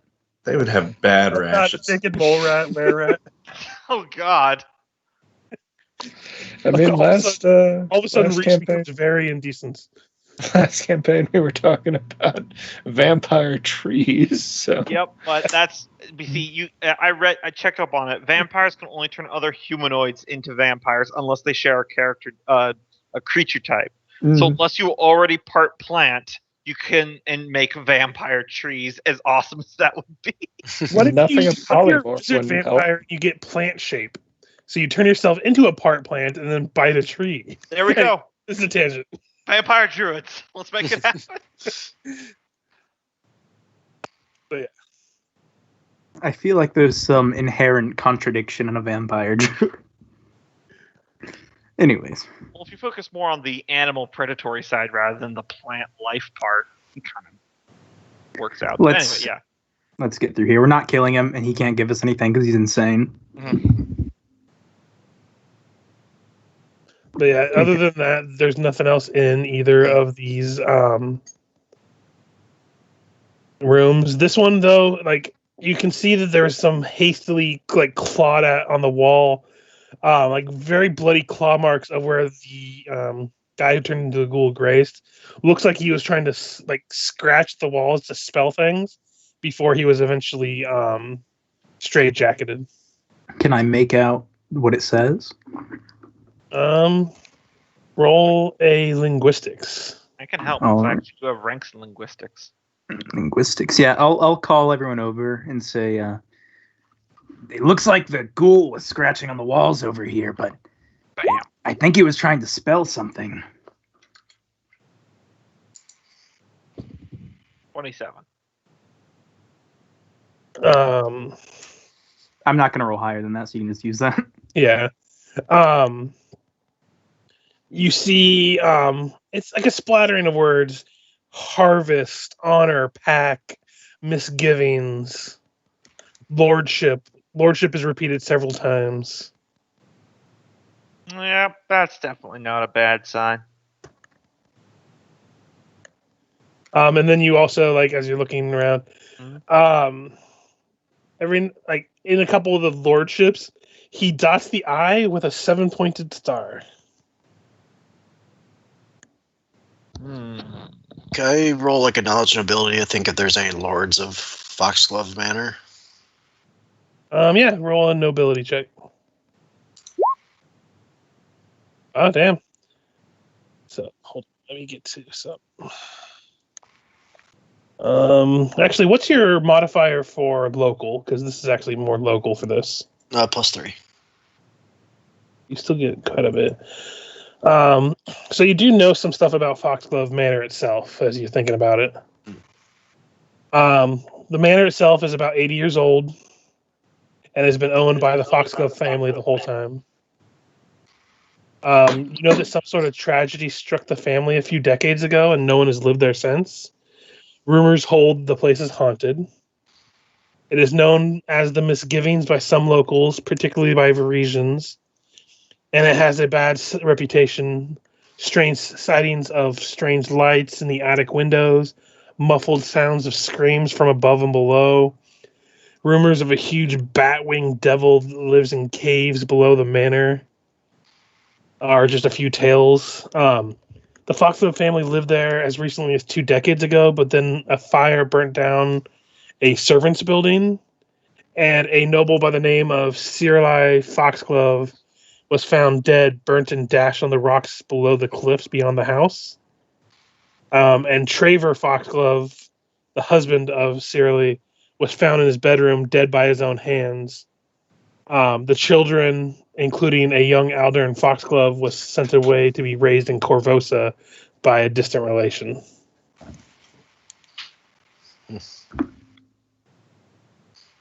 And always Brutal. be pointing back in that direction. Yeah, looks like we'll need to go find this house. Yeah, you haven't rolled high enough to determine. Like, Fix has already rolled her knowledge local. If anyone else likes to roll knowledge local, you won't have as low of a DC since she was a local.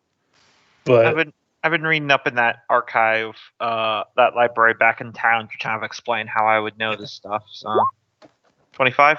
That's what I do. I have to be completely honest with you, Richard. I do recognize some of the stuff from Curse of the Crimson Throne, the part that I just got to. They have. I have not read much of it, so. Yeah, there's a couple references in this book to stuff that might happen in Curse of the Crimson Throne, but it's very lightly touched on. So even if I read it multiple times, I probably still wouldn't pick up on it until after it happens in Curse. Yeah. So don't worry about that. I saw that when Corvosa, and I was like, "Wait, do I remember that name?" Yeah. But no, there are some connections to them, but not enough to really spoil anything. I can promise you that. All right. Okay. I was waiting until we got to that point before you brought it up to let you know, but yeah, there's really not really anything spoilery. Okay. Still good.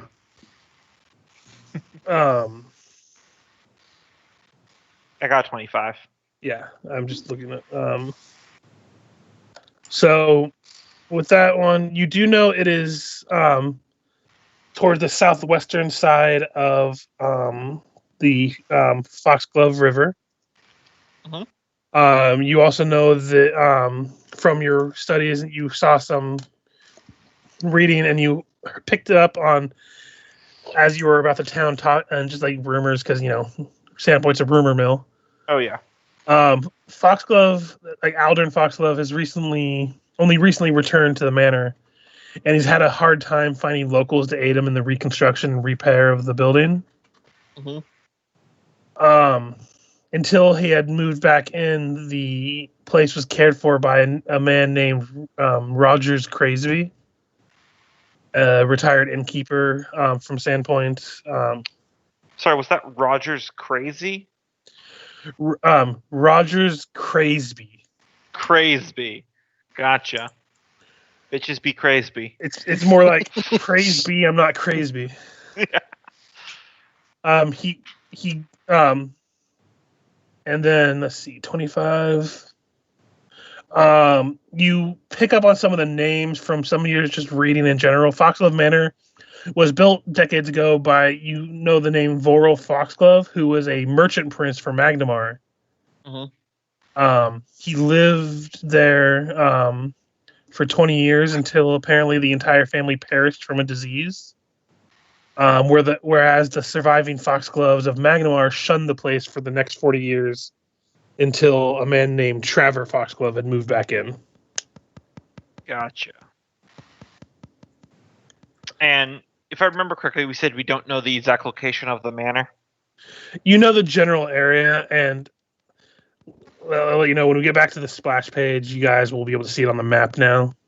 Okay, because I just didn't know. Because if not, I was going to ask if I could use a knowledge geography to be like, well, I've looked at maps of this region, and based upon the stories, it could likely be in like these 3 locations or something like that.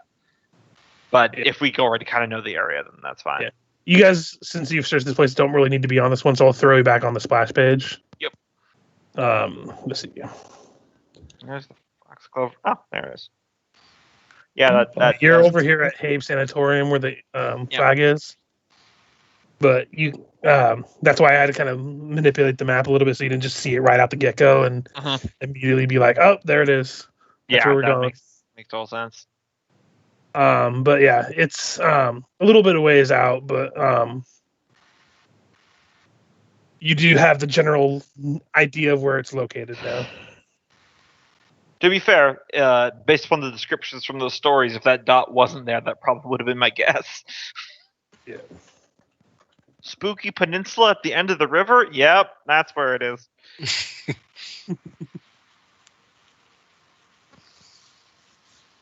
So,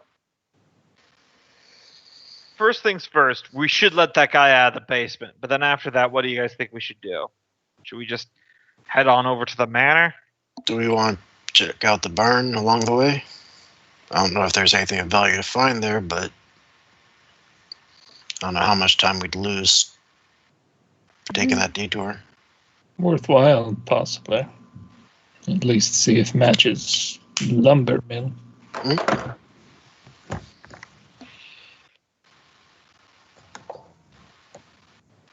That's what I vote for. All right.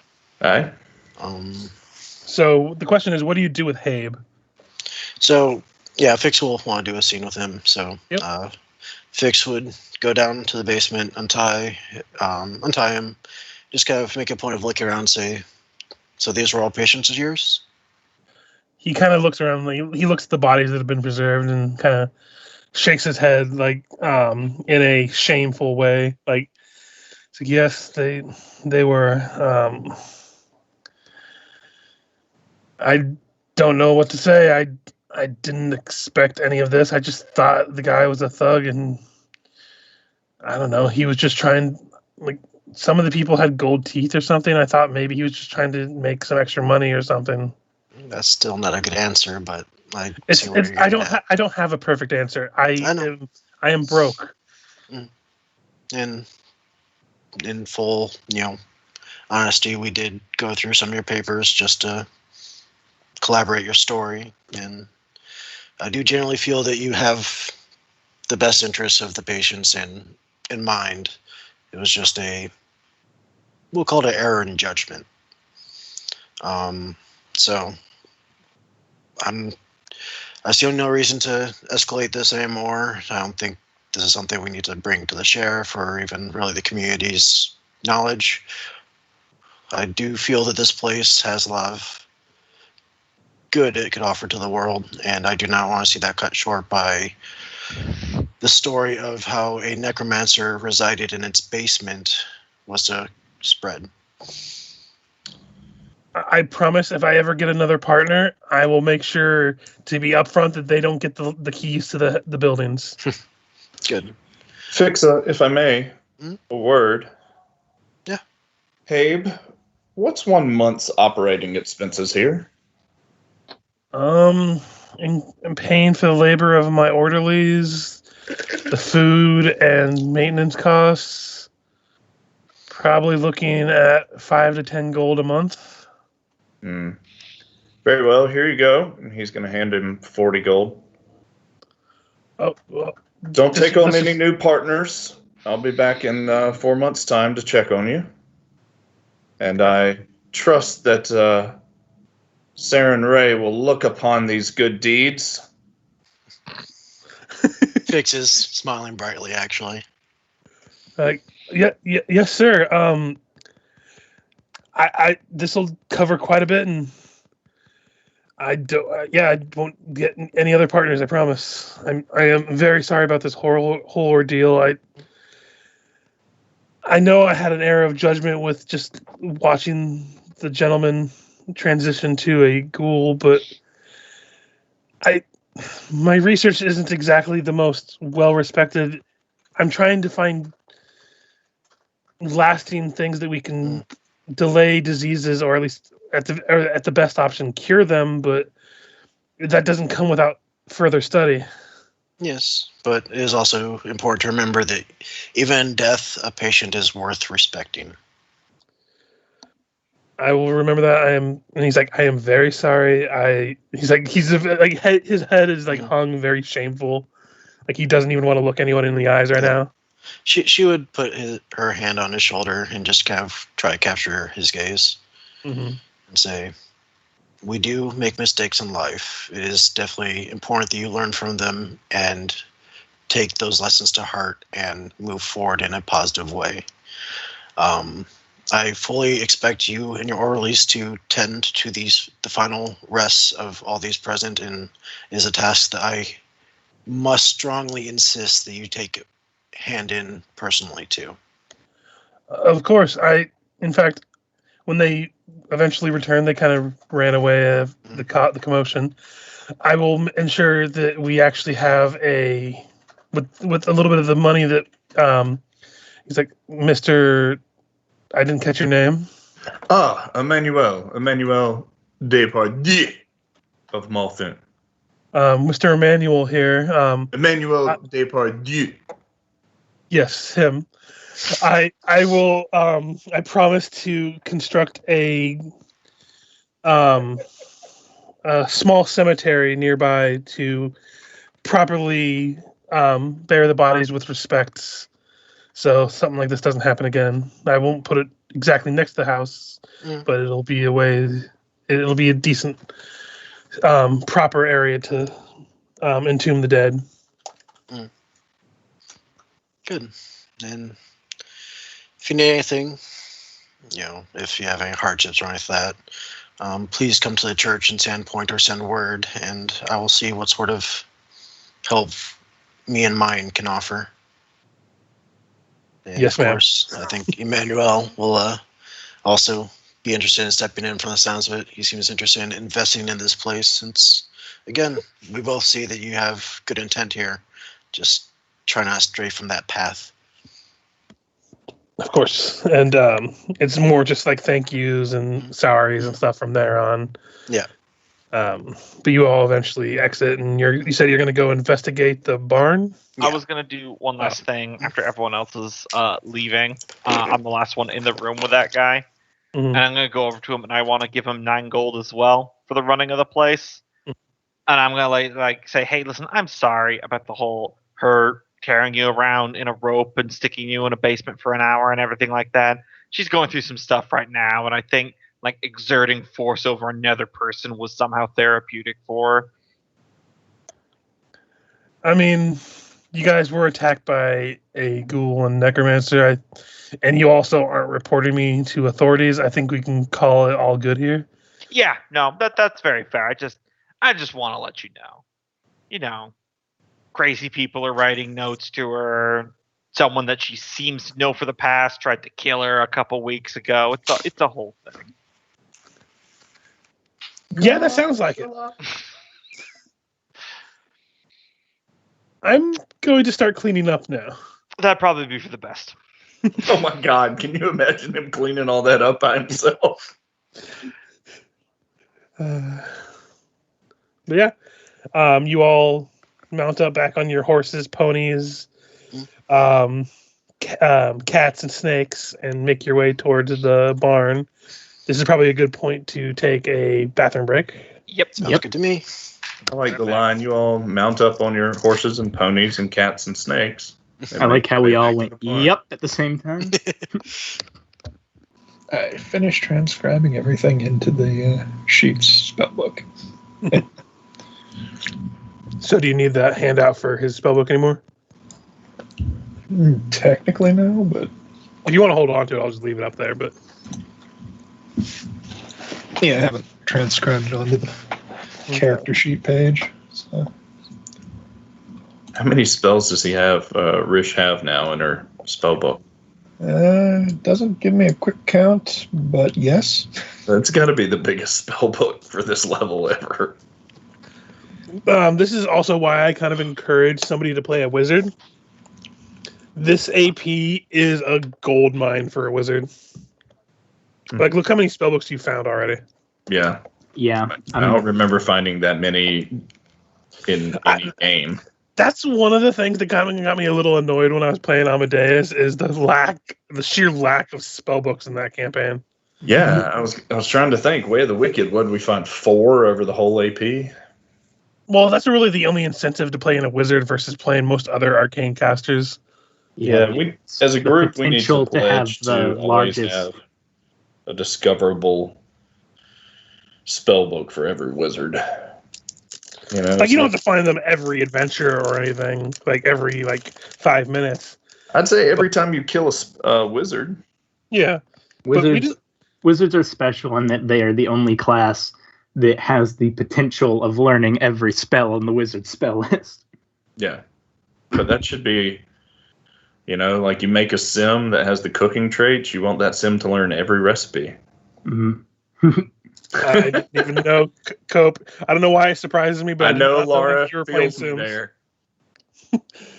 there. Cope was talking about how knowing every spell is like trying to teach a sim who knows cooking every recipe. Yeah. See, she gets me. He's streaming. My lord, you have almost 60 spells in your spell book, and we're level 5. That's awesome. Now we really should make it. Like, when does this AP end? Level 14? 18. All right, so levels 19 and 20, I quest to go with Ris'sh to find all of the other spells she needs to know all of the spells. That's a lot of Pathfinder. spells. Yeah, I made the joke. Wizards have the potential to learn every spell on the wizard spell list. It is very unlikely that they would ever. At this rate, I can't even calculate that. By almost level 20, she'll have, over 200 spells. Maybe. I'm Let's But see. think about when you get into the later spell levels, just how many there are. Yeah, there Yeah. aren't that many. No, when you get, isn't it when it gets higher, there are less and less? I thought Like when it level gets higher, 9, there are only like 20 spells. Between This is- spell levels 3 to 6, there's a ton. But around 7th level spells and higher, it starts shrinking down. Yeah, thank God. 'cause This it's is so spread hard out over to pick what you want. 3 additional books. So Yeah. counting the one I started with and the one I bought, and the 2 we've captured. So I was actually someone had it on the Reddit for Pathfinder. Let me see if they. Just think if one day in the future AP somebody finds Ris'sh's Yeah. spell book. So this is how many spells that are in Pathfinder, counting Divine and Arcane. There is 3,491 spells. Jesus. That's Arcane, Divine, Psychic spellcasters. Shaman, Well, witch. Shaman Don't draws. they have different They have different lists? spell lists, but they have the I'm same back. spells as other Yeah. classes. Yeah, So almost. I'd be every- interested to see what is just on the wizard list, because it can't be half The that. majority of them probably are from the wizard list. Yeah, Well, think about almost, how many divine spells there are. almost every splat book tends to add about at least a dozen spells. Yeah. Fingers to hot dogs. Turn one of your opponent's finger into a limp little hot dog. They must roll a will to not eat themselves. It is the most delicious hot dog in Galorian. That's a tempting spell. Yeah, it's my homebrew. It's not piss to beer. It's mean, very that's the goblin That's your spell, though. homebrew. As the names of the books would suggest, the book in the Liber Mortis have some very screwed up spells. I think it's in both of them, but Necrotic Cyst can insta-kill people with its add-on spells. Jeez. But I did. Speaking of stuff, not related to that, but I tracked the mileage on Roll20 for this map, so everything's accurate again. Nice. Oh, cool. Since you have mounts and stuff, your travel is a lot quicker. Oh yeah. So getting here only took maybe a third of the day of travel. Mhm. So you're still pretty much, and then investing in the sanatorium, you're probably pushing afternoon at this point. Yeah. So no reason why we can't try to push for the barn. Yeah. But like pushing through the barn, by the end of it, you'll probably be pushing sunset-ish. Yeah, we can camp on the road. Like I'm saying, you'll still be able to make it back to Sandpoint if you need to. Mhm. Like especially with mounts, it's really not that harder in this general area. Yeah, I'm I not put sure if 4 I'd skill want to camp points. with I rules put about. 4 skill points into ride, so I could ride one of my cats. Where is Sandpoint? I had to rotate the map. It's like straight north from here. Okay. I see where this little road goes. Oh, 4.5 miles. That's nothing. Well, that's straight. Yeah, but It's still, like an hour, maybe. because I mean, I hiked Like 4.5 miles. it's probably like 8 miles. I can cover about a mile and a half in 30 minutes walking in real Yeah. life. So it's really not hard to get places around here with mounts. Yeah, I looked at the movement thing for travel for mounted. The slowest mount you have will be about 28 miles per day. Yeah. I mean, that's not booking it. That's just walking on your horse. Because who wants to have the horse run the whole time? Then your ass is sore and your legs are sore. And And the horse dies. yeah, it's a whole bad thing. Then you got to get another horse. Then you upgrade to a riding snake. It's a vicious loop. Mm-hmm. Where are you finding mice that big? Oh Were god, rats. the I rat enjoyed the fact that I walked outside The to rat check on folk. Juan, who's like 1,000-pound large animal, and Richard said, "Yeah, he caught a rat." What? Accidentally under his tail? You don't know how big it was. It could have been a dire rat. This So watch is out true. for them Rat. rodents of It could unusual have been size.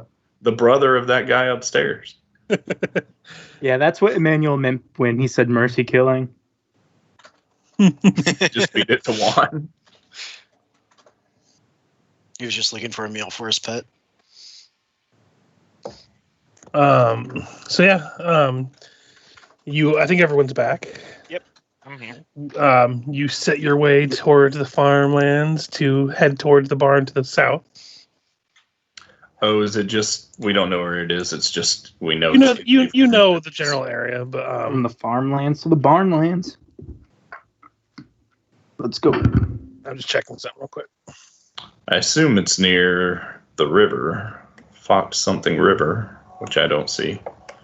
Well, here's Foxglove River is way the hell over here. Yeah. But in terms of trying to get to the barn, Oh, so Foxglove Manor maybe. you know over the here, barn but is we're somewhere going to down the in this barn area first. here. Yeah, the manor's the opposite direction. Got The manor's that way. The barn that the murders took place. We can is- take the paths, Yeah, through and through. So I just figured instead of going back and around, I just had you go this way. But if you want to go the other way, you can. No, this is fine. What's a nice little travel on the road with friends? So yeah, you start trotting the better part of maybe half hour. I want everyone to go ahead and roll me some perceptions. No problem. Well, I was going to ask if Lucilla knew any stories, but then the bat flew in. He is the knight. So everyone but Ris'sh and Emanuele, you guys hear it later, but the rest of you, coming from down the paths, you see a bunch of farmhands like waving at you all as they're making a beeline to you all, like waving, and with Lucilla and Ephixa, you can definitely tell they're clearly panicked. Mm-hmm. In the lead is this old man who is just like, stop. Like, he's like, you gotta help us. We need the sheriff. And it's like the walking scarecrows. Like, they attacked during the night. We've been running for hours. You're in luck. We're deputies from... Maybe ghouls dressed up like walking scarecrows? I think it could just be actual walking scarecrows. Possible, but Hey, Gogmert, you like setting things on fire, right? You don't say. I mean, there's one good way to check. Mm-hmm. We can... the scarecrows, they're probably in fields, and we know what happens whenever we try to set the field on fire. We escaped prison! True! That plan We worked live. just as intended. This time, we are the law. Farmers, just point to your fields. We'll set them on fire. The guy is like very breathing heavily. We something's been going on over at the old Hambley's place.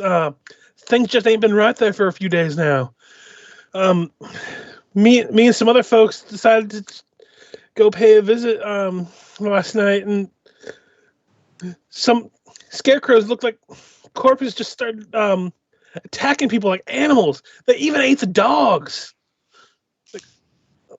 He's like, we gathered everyone around from the farms and started heading towards Soundpoint when we found all y'all.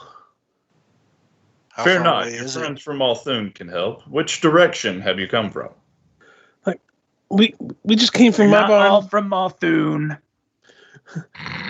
We just came from my barn, but they came down south, about down this way, I reckon. And I just using the token thing to Sure. show you the direction. Well, Old Hambley's place is down there. Can't miss it. It's the one with the most cornfields. Have you heard of? Do we ever get a name of the barn where the murders were? No. You didn't know. Okay.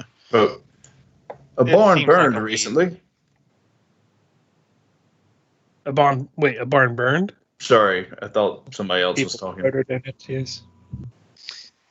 we were investigating a murder that happened in a barn this way recently ourselves.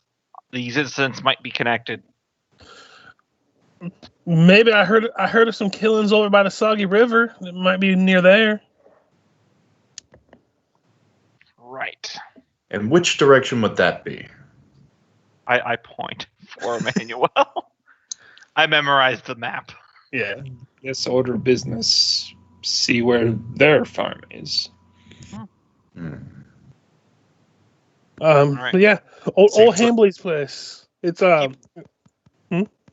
was going to tell him to keep going towards safety. We'll go look into this.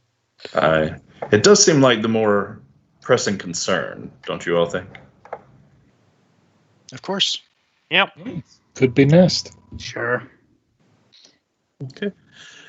You all push on, going on. It's getting later in the evening, but it's still not quite dusk yet.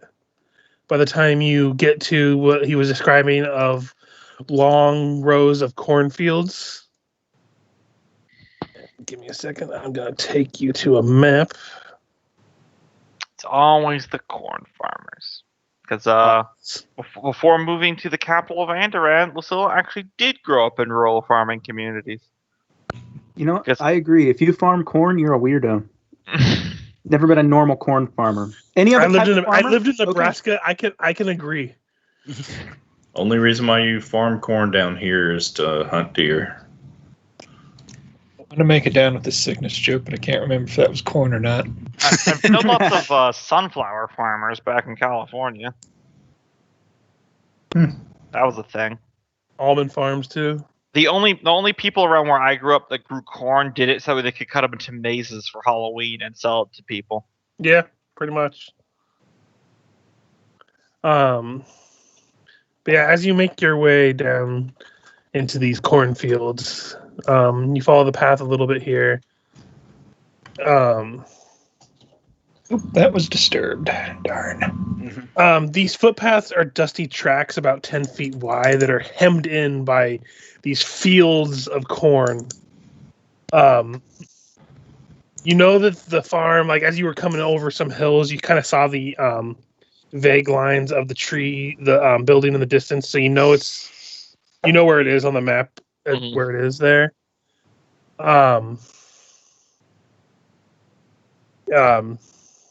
And sorry. Blech. How many people you think this feed? Well, how much corn have we had since we've come to Varisia? I mean, look at all of this corn. There's not enough cornbread to go around, really.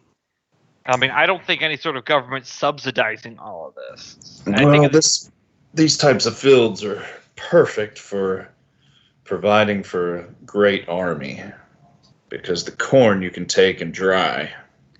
Gogmert has already taken one of the corn, like one of the cobs, and he's just bitten it in half straight.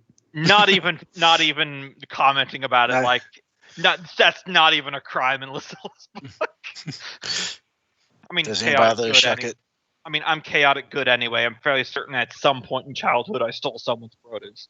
But Also, any army worth its beans is going to have a vast array of mounts and horses, and a lot of those beasts like grain supplementing their foods. So this great farm would go to feed a good many horses. yeah, but like, if you're trying to feed people, potatoes are superior. They're more rich in nutrients and Why more would you durable to feed- cold weathers. But why Enough would you farm grow our food to beans. feed people. On that point, they say scarecrow. What is? A very thin person, very malnutrition. There's Um, these statues they put up to scare all the goblins away. They're the They're I not give all the scared actual explanation.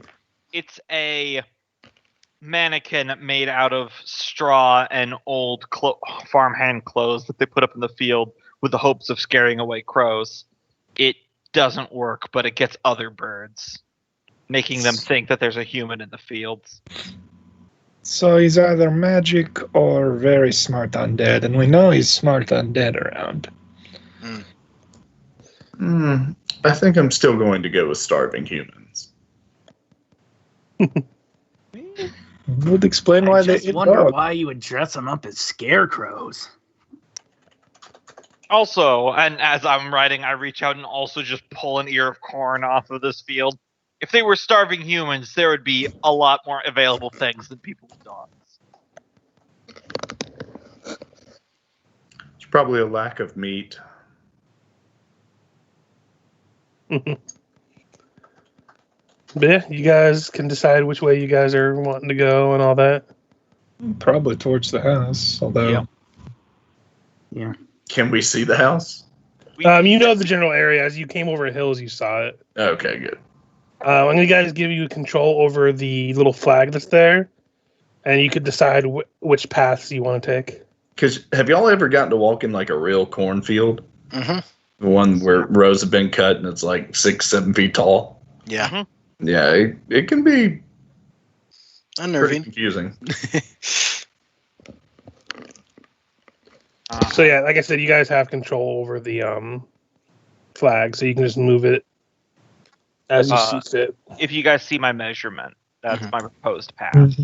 I would Intentionally- move that third blip over about 0.6 feet. Go ahead and do that then, Go. Okay. So you're I basically wanting if we're to. If we're investigating, I was thinking a non-direct path towards the farmhouse. If you take off the directional thing, I drew a line. Like you want to go that Yep. way. Yeah. Yep. Okay. Like So it. as you're going down, you get to be around right here. Fix lead the way, just going like that. You're gonna have to roll me some survivals to navigate through the the cornfields. American way, just cut straight through. Put it in 4-0 and let's go through the field and destroy their oh, you'll anger he who walks behind the rows. By the way, have you ever actually gone through cornfields that haven't been made into a maze for you? It's That shit is yeah. confusing, and there are spiders everywhere. Yeah, And the bugs are snakes. the worst. Down here, we had just tons of snakes in there. Oh yeah, well, I was in California. You couldn't throw a dead cat without hitting a rattler. More Mhm. things. They were more scared than the people, honestly. I They've been cannot tell you how shotgunned by many- so many Californians, they're evolving to not make rattling sounds anymore. Dude, I cannot tell you how many rattlesnakes I've killed with a shovel. Anyway, as you make your way I've never down, seen a rattlesnake. you're not missing much. It's a snake that makes a rattly sound. Well, we just don't have them here. I mean, I've killed moccasins and I've captured and kept snakes as a kid, but I've never heard or seen a real live rattler. Yeah, if you're a kid, it'll just instantly kill you. But Yeah, there's not Also, common I around think here. rattlesnakes are more on the west coast than Mhm. the other side, Yeah. but I think they're still everywhere. But There's an eastern more on the back west. that I've seen skins of, and there's a cabin I used to stay at where they had the doorbell was a coat wire or a coat hanger that was strung out and had 18 rattlesnake tails on it. I almost stepped on one once. And when you pressed the doorbell, it electrified the coat hanger, and the rattlesnake tails were the doorbell. It was pretty damn cool. But yeah, they can kill kids, thus the brutal murder with shovel. Alright. Moving on. Yep. As you get to this intersection, you do see a sign of a scarecrow. As the wind kind of blows, you just see it like back and forth on the spoke. Because fun fact, I know about scarecrows, and they are designed to sway with the wind. Because otherwise, how are you gonna get animals to think that there's actually something living, moving around in there? Yep. It hungers for bird flesh. Yeah. So that is a scarecrow. And they actually have made these scarecrows look pretty proportional to bodies. Looking at it close, it looks remarkably like somebody has a sack over their head and there's straw sticking out of like where the neck is and the hand area. Because the goal is to try to make them look lifelike. Emanuele is going to quickly draw an arrow and aim it right at the scarecrow and see if it flinches. Nope. Take a shot. See what happens. He lets it loose. Not a killing shot, but like upper right shoulder. It's like, and just sticks into it. Nothing seems to happen. You missed. But wouldn't that also be what would happen to an undead? Maybe.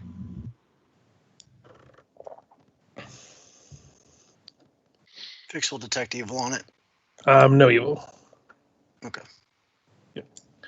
You continue on to about Mia.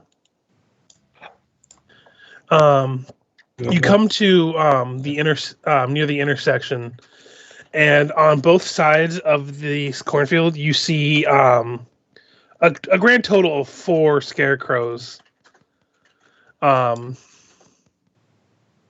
they all kind of just move with the wind. One of them almost looks like it lurches forward before it falls backwards. What time of day or evening is it?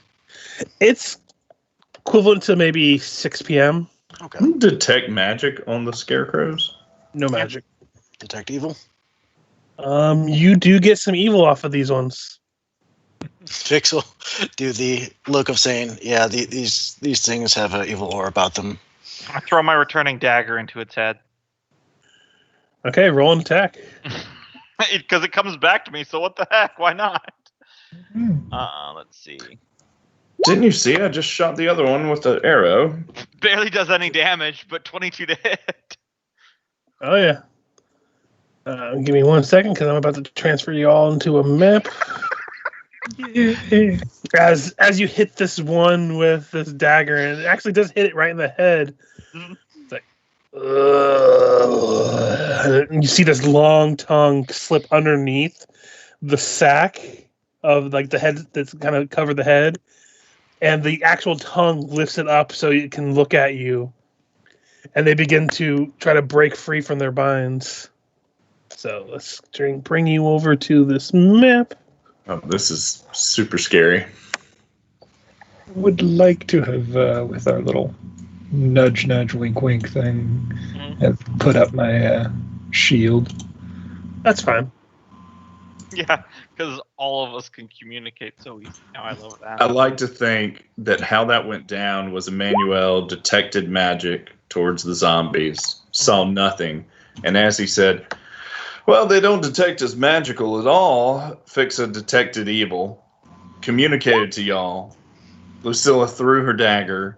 Ris'sh cast it up, and Emanuele turned around and said, "Look, there's no need to waste a shot. I just shot the other one with the bow. They're clearly, and I said they're not magical. There's The clearly dagger nothing returns to my afoot." Another look. If Afixa's riding Juan, can you put him to the top layer over Juan? Wait, is Emanuele alright on, you mean? Yeah, sorry. Yeah. Okay, that should work then. Also, most of you aren't actually aligned to the grid. I kind of just dragged and dropped you so you guys can position your out however you want to position yourselves. That was what I was going for. I will say I do enjoy the fact that with our bonded mind thing we communicate, and Emanuele is out of it, which is funny. But the funniest part to me is that Gogmert, the goblin who tried to kill us, is in on it. Well, Like, he's picked up on the social cues faster than Emanuele. To be fair, I haven't taken any actions, kind of for the reason that I don't think I would. I don't know. I'm not saying you're the enemy. I'm just thinking I it's just funny like that it all. you've Like got we more. discussed after the last session. I mean, it's just brilliant. I just love the fact that Gogmert has like more like situational social awareness. Like he can read the room better, and he literally eats people. he's like, oh yeah, they're doing these subtle things. This is what I do with my cats. Huh. I think you call Only this they're empathy. just less eloquent about it. Mm. No, you see, People. what you all don't realize is Gogmert has been conditioning all of you to learn this the same way he teaches his cats. He Actually, I didn't really like called- that. Yeah, I actually, when I said I was taking Pack Hunter, I may have You already lied about said exactly that. how many animal companions. Everyone's going to have to go down some levels if they're all going to be pets of Gogmert. I like it. We still need some initiatives on here, by the way. Mine's Yeah, on. I get distracted being Yep. amused. Just Ris'sh and Emanuele. Yeah, just looking over what I actually have prepared to see if I got anything useful left. I do, but you know.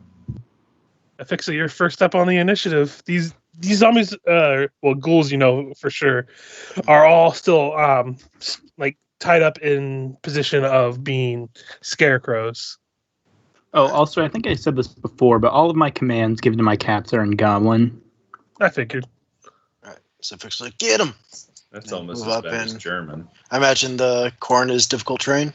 Yes. Alright, so she'll wade into it and then take an attack with the one that's still bound up with her scimitar. Go for it. Flat-footed. Yep, and we'll do power attack. Since I'm at 4 bab now, that's -2 to attack plus 4 to damage. My turn. Do you want to be big? I'm not opposed to it. So 23 points of damage as you slice into this thing viciously. Is that a natural 20 to confirm the natural 20? No, it's a nope, 19. 19. Yeah, 19 to confirm a 19, though. That's still pretty nice. yeah. Yeah, you slice into this thing, and it is. You can like chop off one of the limbs, like one of the arms gets chopped right off. That your whole turn, by the way. Move, attack, bonus action. No, that's it. Gotcha. Ris'sh, you're up next. Okay, just pulling up a large person for the chart. I think the scimitar will go up to a D8. Yeah. Yep. Oh wait, that hurts my dexterity, doesn't it? It does. -2. Yeah. So, Wait, what hurts your dex? Being enlarged. Oh, yeah. yeah. +2 to strength. That's also a -1 to your attacks. But That's probably better saved for some of the So animal that'd be companions. -2 for a fix to her attacks. Yeah, attack and damage. So, but she's Can never you been enlarged enlarge before, what? so she doesn't realize how inconvenient that would be for her. So, she's not going to object to it. But Come on, why don't I just make a medium-sized Lucilla? She can feel like she's a real girl for once. she's a fooling. Wow. uh, Ow. Not even a shot across the bow. Hey, I'm the narrator. She can't understand me. Except the proportions would probably be weird. I do. Giant feet. The hair on her feet turns like Super Saiyan 3 hair. I swear these are Tank. ogre tracks. No, they're just like, Well, with less downsides, I could just upcast communal, so we all get a minute of. Or actually, no. Don't even have to upcast it anymore to get it on everyone. Although I could and put it on 2 of the companions.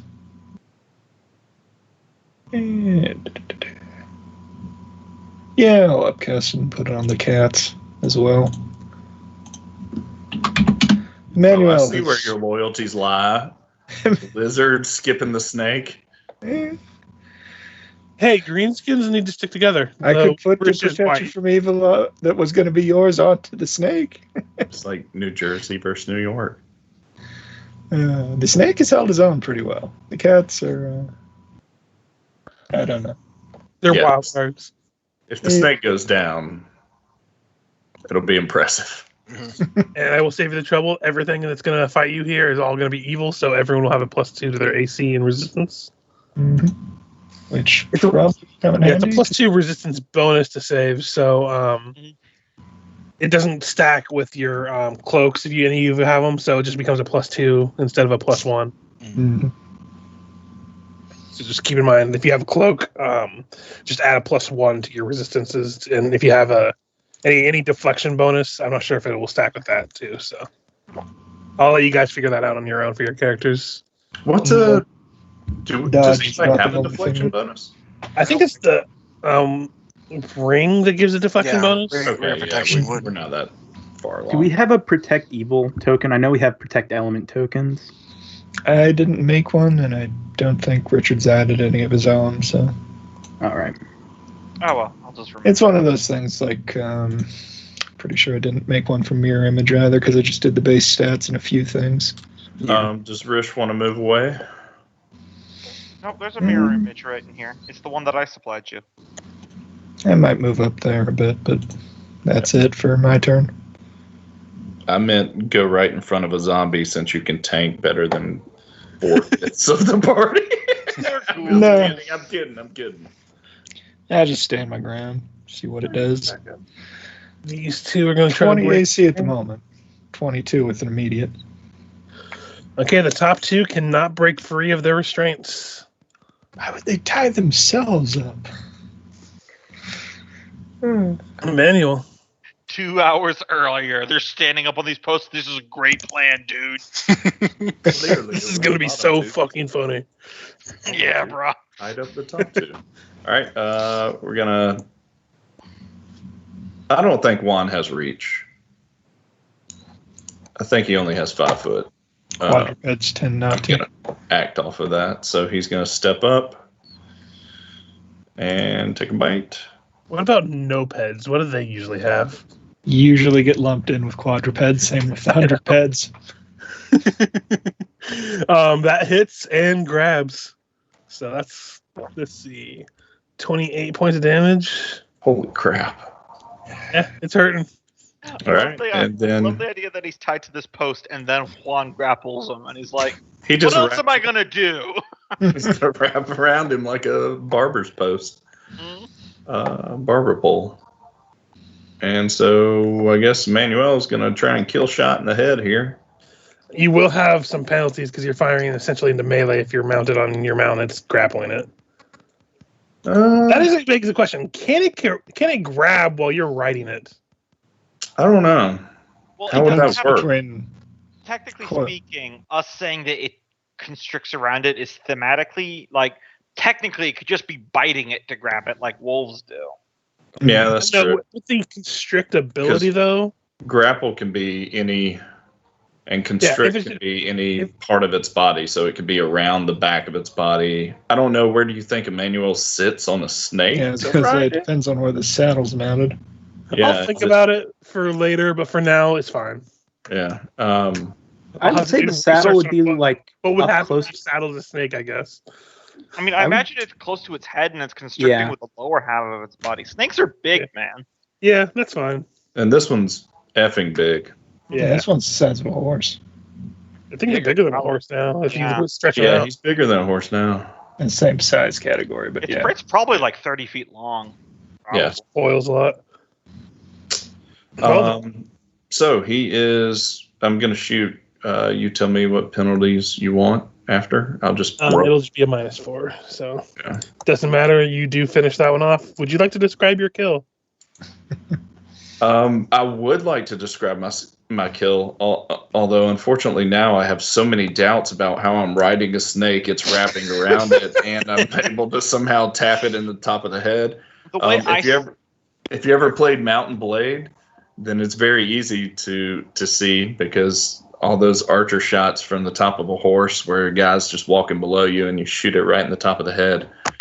Snake comes up, bites him in the back of the head, wraps around him, and Emanuele just basically puts the bow to the top of his head and just drops an arrow in it. There you go. That is one ghoul down. He's no longer a cool ghoul. Oh, and a move action, he's going to give Fix a combat advice for a +2 to her next attack. And she is the only one engaged. He's going to shout out something like, "Shoot it in the back of the head like I did." With my scimitar? ballistic blade. Sounds good. My turn? Yep. I'm going to 5-foot step here, and I do know these are ghouls, right? Yes. Okay, so I already passed the knowledge check, so I will stand a standard to start my bardic. So that'll give everyone +2 to attack and attack rolls and their AC. I do believe it stacks with the evil because that's what it Yeah, is. there's this morale and Yeah, it's a competence bonus. Yeah. Either way, it'll stack with the protection from evil. The AC boon? AC boost, but +2, and then +2 to attack rolls, and then also saves from any of their abilities that aren't actual spellcast. So I'm at 21 AC right now, so That- am I. and that'll be my turn. So, as long as you're in 30 feet of me, we should all be fairly tanky. Gogmert. All right. Going to, let's see, Scrimshaw right here is going to charge up this way. And he'll do an acrobatics to avoid that attack. You don't have to. don't It's have tied to? up. Oh, okay, yeah. Like their last turn was trying to break free from these binds, and they failed miserably. Oh. Yeah, I forgot that. And then Tangletooth. Is Bit going- of clarity. Can you charge through difficult terrain? Traditionally, no. Okay, you can move and have them attack, but all the Okay. green is difficult terrain. You still get the +2 from my bardic for Scrimshaw, so Let me Nope. check something really quick because cats, small cats have a special charging thing. I don't know if it affects difficult terrain, but it might. I just know the difficult terrain thing because I remember reading abilities that are like the Your the cats ag- do have that the sprint. dodge agile tree that's like you can now charge the difficult. Oh terrain. yeah, the thing they have is sprint, which lets them move 500 feet in a turn. Damn. Almost as fast as man. Yeah, it's sick. But I don't see anything. They don't get anything from Druid, right? Like they don't get a similar thing that I do. Oh. I don't think so. I think I'm the only one that would be able to do it because I can move through difficult terrain as normal. Yeah, you ignore difficult undergrowth. Yeah. Okay. Then he's just gonna go up there and attack. Okay.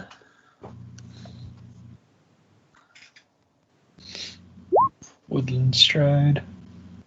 That hits for 4 points of damage. I imagine you can't trip him though because he's literally tied to a post. Don't think the tripping is going to come into play here until they get off.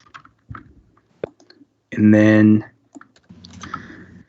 I will have Tangletooth come down there.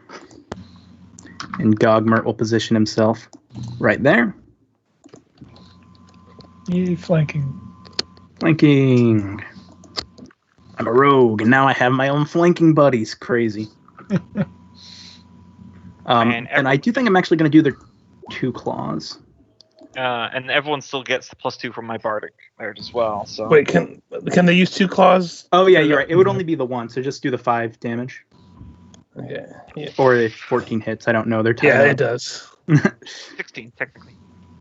Yeah, and they're flat-footed because they're still tied up and haven't acted yet. So, Okay, and then Gogmert cast Flame Blade. can you attack the same turn you cast Flame Blade? Oh, can you? I wonder. Let me see. Yeah, let's just double check. I know you can do stuff like produce flame at the same turn. Then yeah, if I Some- can't, then I might just do a Produce Flame. Because it is also melee, right? I know they have melee and let's see. Flame Flame Blade. Blade. You can use your action to make a melee spell attack. On a Yeah, hit. it looks like it. It's to make you can use your action to make a melee. Or what's the casting time?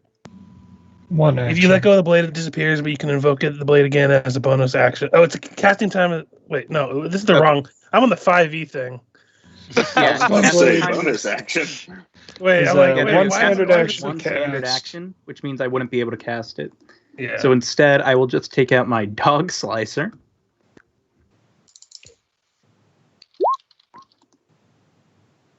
Sorry, it links me to a different page. I'm like, why? I thought I was on the right D20 thing.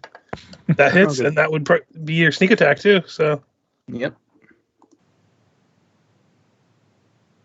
Since undead are no longer immune to precision damage. I think the ones that are incorporeal. I was actually looking that up the other day. I'm like, Yeah, no, we've Double got checking. That's the number Yeah. of times that- I know. It's just every time. And Bugs me, man. swarms are swarms? I don't know. Swarms and constructs are still immune, I believe. Yeah. And then let's see. Oh, this one down here is actually broken free and is going to use its movement to get to here. But the other one is still trapped between Gogmert and the kitty. Ephixa. All right. First attack. Well, 2-weapon fighting.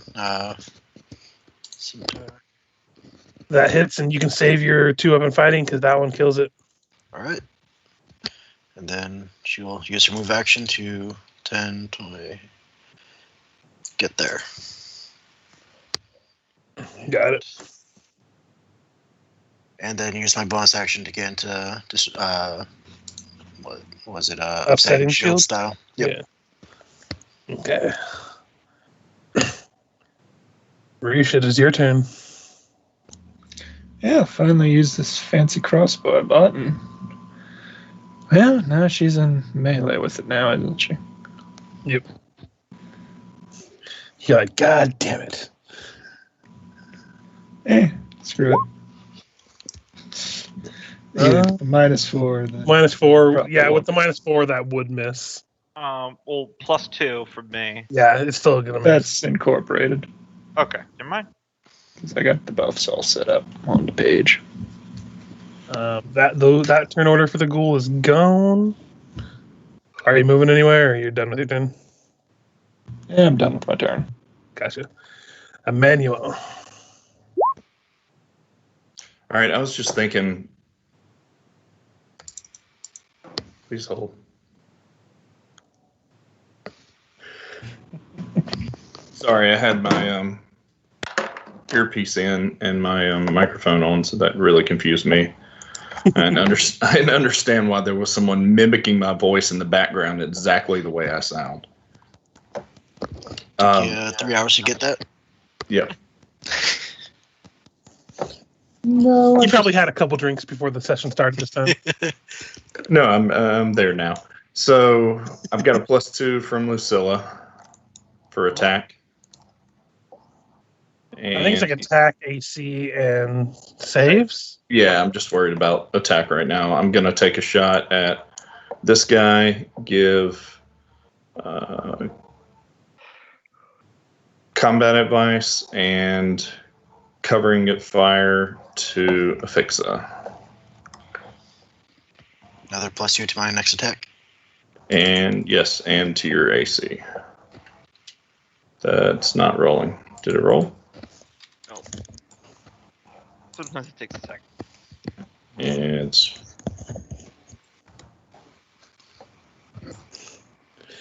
Did you try taking the laptop out and blowing on it? so that there should be another +2 on top of that. There it goes. There goes 2 of them, yeah. Yeah. Yeah, we've already seen that will Roll20 hit. incept itself tonight, so. I have a feeling this scarecrow over here isn't long for this world. So Okay. 15 damage, and then he will move 1, 2, 3, 4 to over here. Got it. Excuse me. Lucilla. All right. Maintaining my bardic performance, I am going to move over here. Got your back fixed, and I'm going to total defense, boosting my AC by 6 for a total of 27. And that will then also boost Ephixia's AC by an additional 3. And that is a luck bonus, so it does stack with bardic as well. So, power buffs activate. Also, wait, Richard, yeah, I think the 2 claws would be 1 attack. Because it's listed bite, 2 claws. Only if they're doing a full attack. 2 attacks that are claws. Is that 2 as a attacks? condition. Okay. Yeah. Also- it's not 2 Gracious. separate attacks. For I'm sorry, Loki. I thought I heard him say that that took him down, or I would have come around and given you flanking buddy. No worries. And I have a feeling Ephixa is going to destroy it. Yeah, I believe in you. But before that, there's another scarecrow here that's probably going to get mauled by a couple of people. Mm-hmm. First one to go, it's going to be Singletooth. What's Now 2 claws. First one, Yeah, hits. Also hits, damn. still alive. Yep. Alright. Then another dog slicer. That also hits.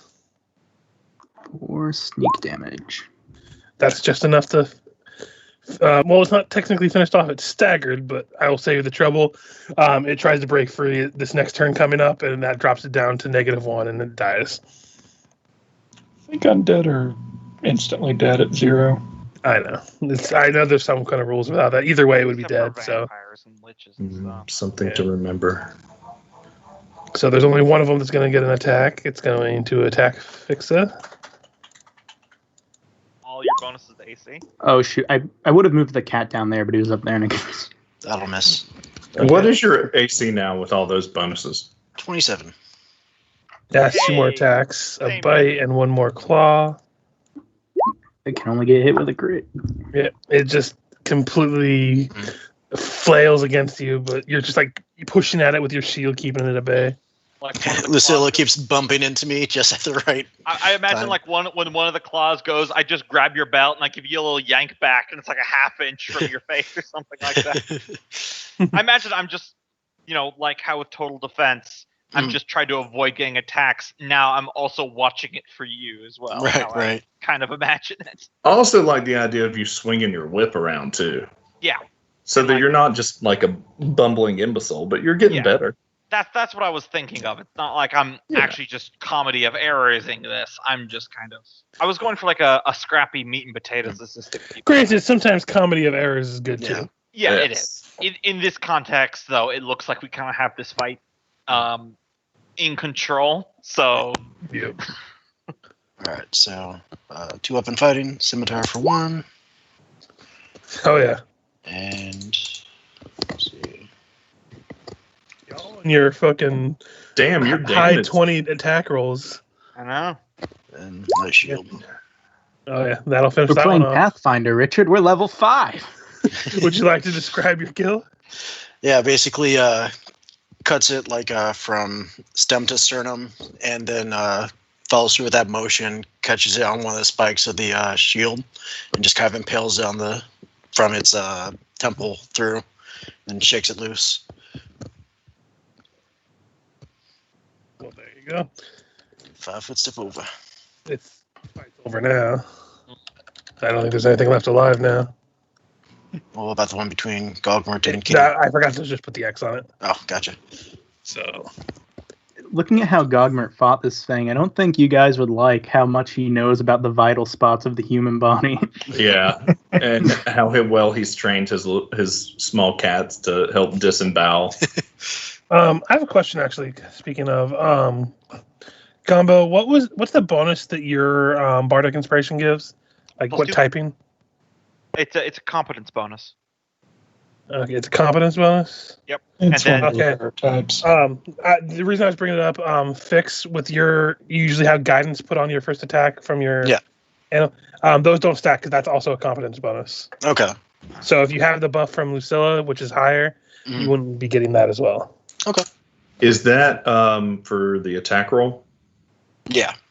I'm looking at my combat advice, and that says it's also a competence bonus. Okay. Then yeah, that won't stack with the Bardic Inspiration That thing. feels like it's changed. I thought we had looked at this before, and it Yeah, I was. could have sworn competence. Something- Because some most crap. bards are a morale, I think. Maybe I was. Did I read it wrong? No, I felt like mine didn't have a. Inspire courage, a +1 competence bonus. Let me double check and make sure if the Nat- archivist. FSRD will just. Oh, yours is an insight bonus. Whose is? The bard one.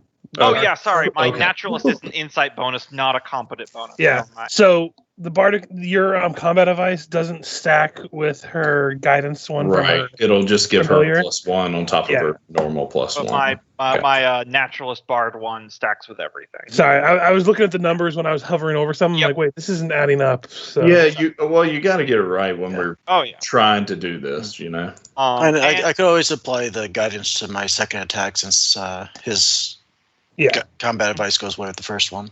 Yeah, that's fine. I was thinking about it when I was hovering over. I'm like, you have a lot of +1s. What were those for? Yeah. And I was counting in my head. I'm like, oh wait, Yeah. I have to double check this. Also, I would also like to say that my bumbling defense, it's a luck bonus to AC, and I did look this up. Luck bonuses stack with other luck bonuses. And my covering fire bonus to AC, it says if the attack is successful, that ally gains a +2 bonus to AC against the opponent's next attack, which I read that as untyped. Yeah. Yeah, if it doesn't have a type listed, it's untyped. Mhm. I would just double check on a couple things Yep. because Yeah. No, we want to get it right. I mean, Especially that's what since we're such a buff-heavy party. Yeah, I do find But this funny how we party went was- from Way the Wicked, where we're like, let's make ourselves as strong as possible because we're villains, and then we do this, and we're like the most buff-heavy party. Yeah. Except in that. Nasarima, who was in the middle and was like, "These are all my best friends I've ever had, and Manfred really likes me. I'm gonna heal them all." Especially Manfred. Especially Manfred. God, I hated that. So funny. I'm gonna use a wand to cure my wounds on Manfred. No, don't.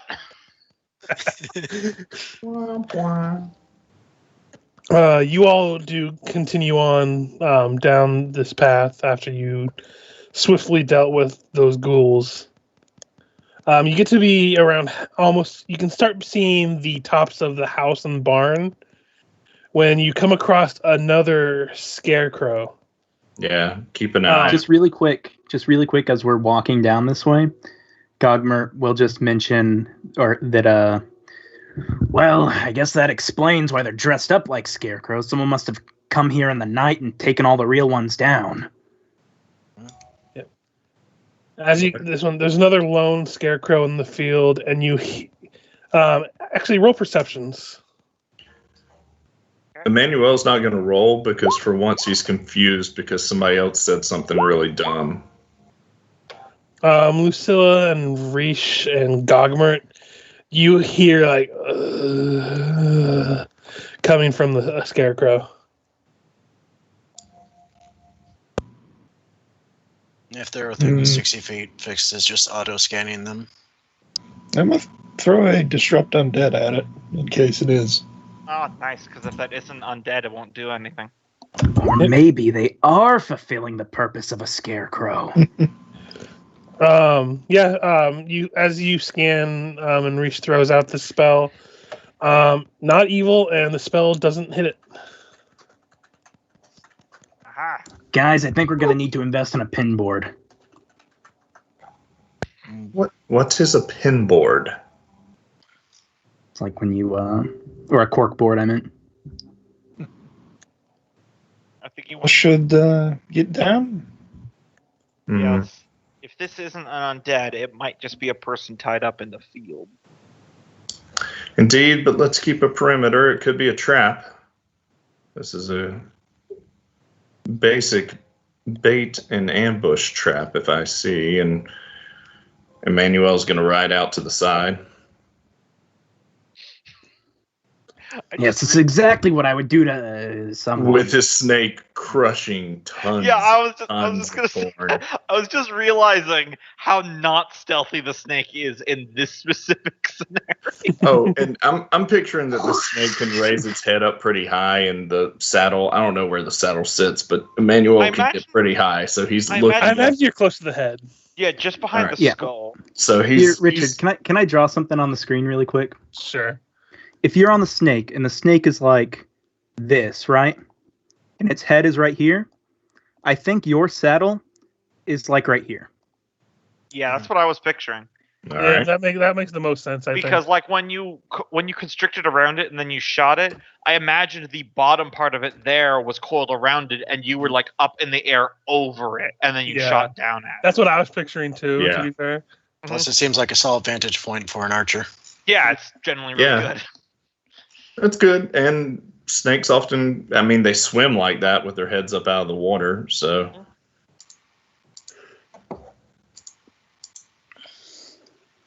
So yeah, this scarecrow is groaning, and it is not seeming to be undead or evil. Fix will do a quick sweep in the proximity for evil, and then wade her way through the corn to try to remove its hood. Yep. everything looks clear up here. I don't see any bandits waiting in the corn. Yeah, as you go over, you begin to undo their binds and get them down. The when you take the mask off, they are completely bound to they were completely bound to this tea stand of a scarecrow, and they are gagged. Roll me a heal check. Yeah, actually in character too. I had a theory about this. So in this session, we killed a bunch of T-posing zombies. Their dominance hard enough. They didn't like heal. Fix.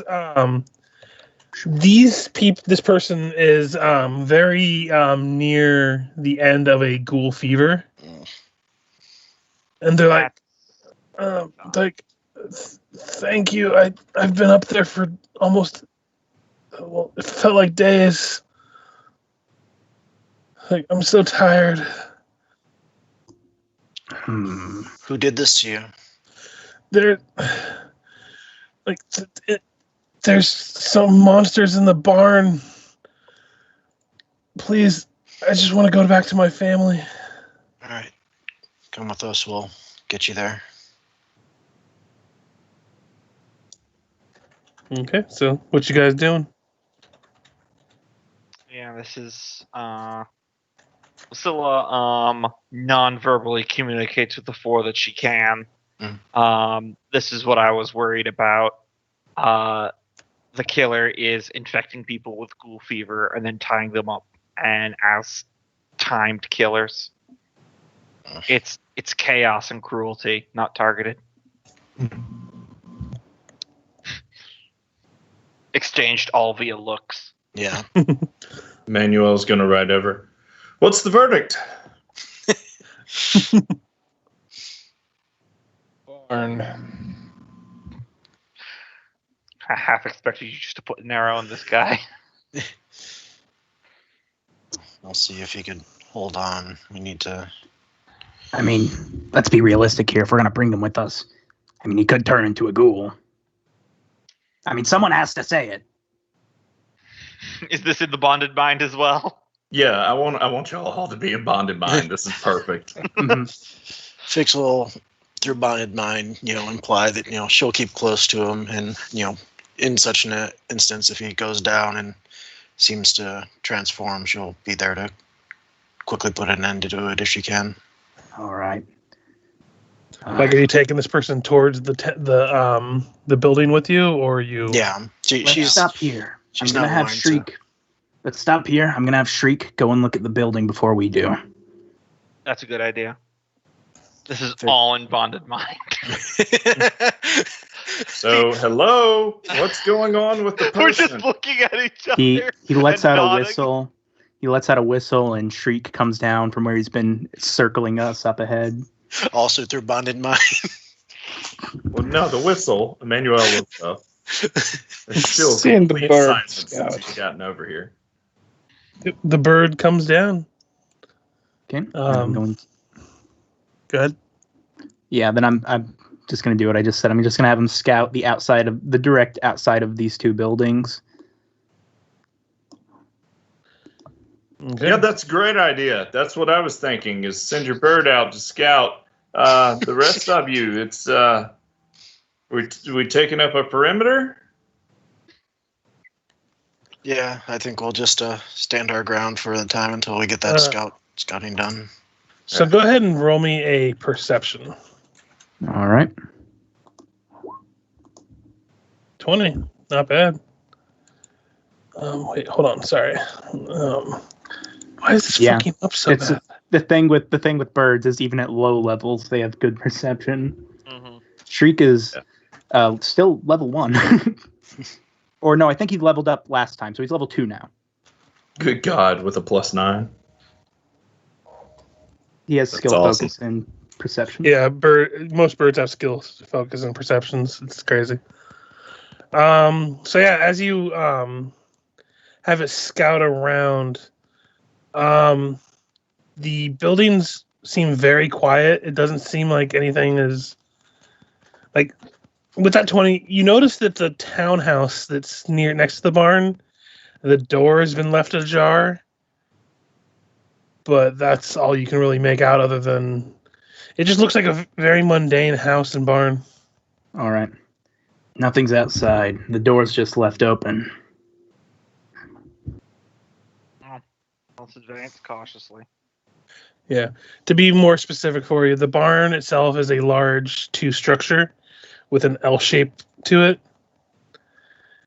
And the farmhouse is just a single floor, like small house.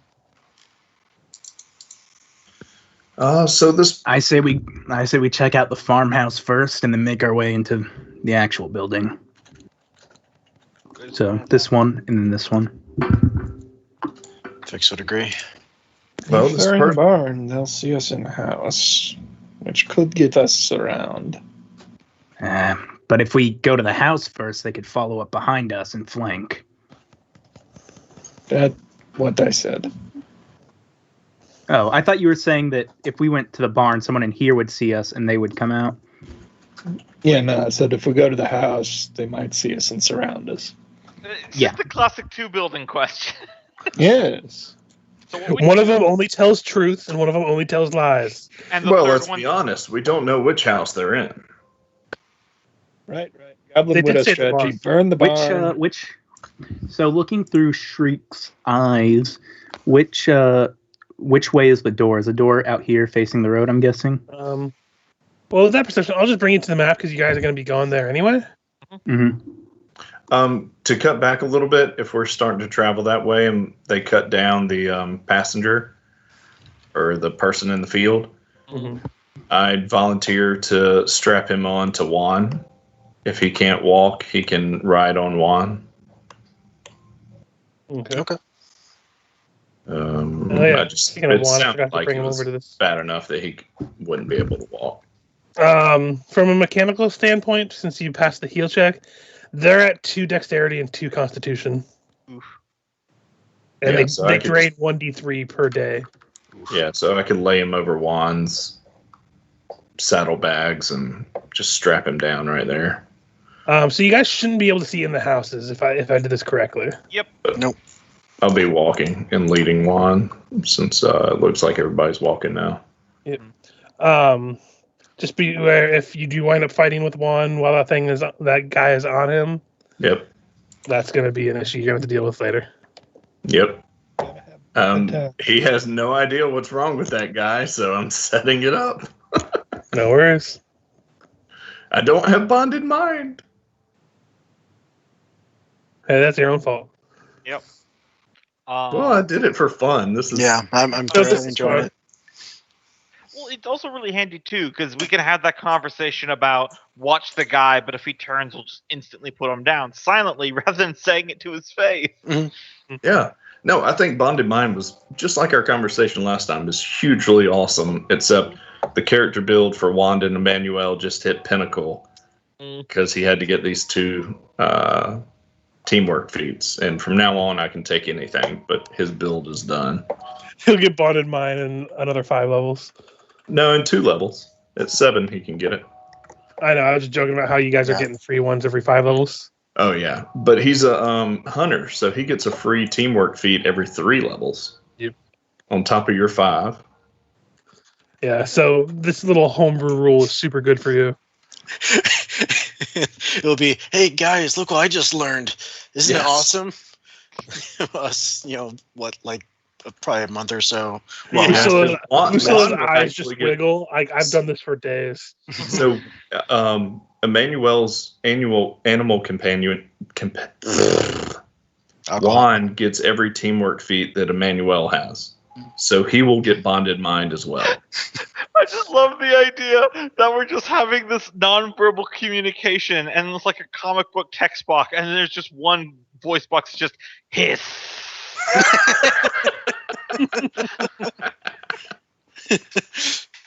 Who let the snake into this call?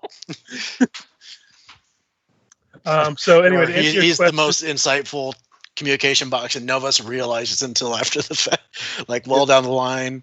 To answer your question, Michael, the doors you see, there's the double doors here to the barn, and there's a door like this way.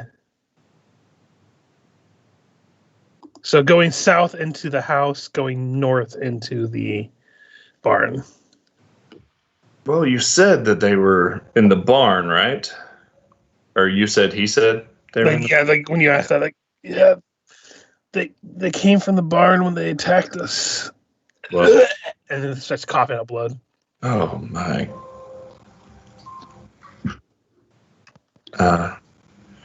Can I give him Regardless, I say we clear the smaller building first.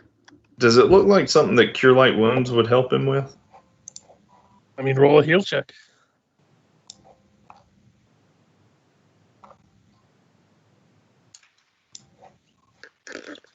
Probably.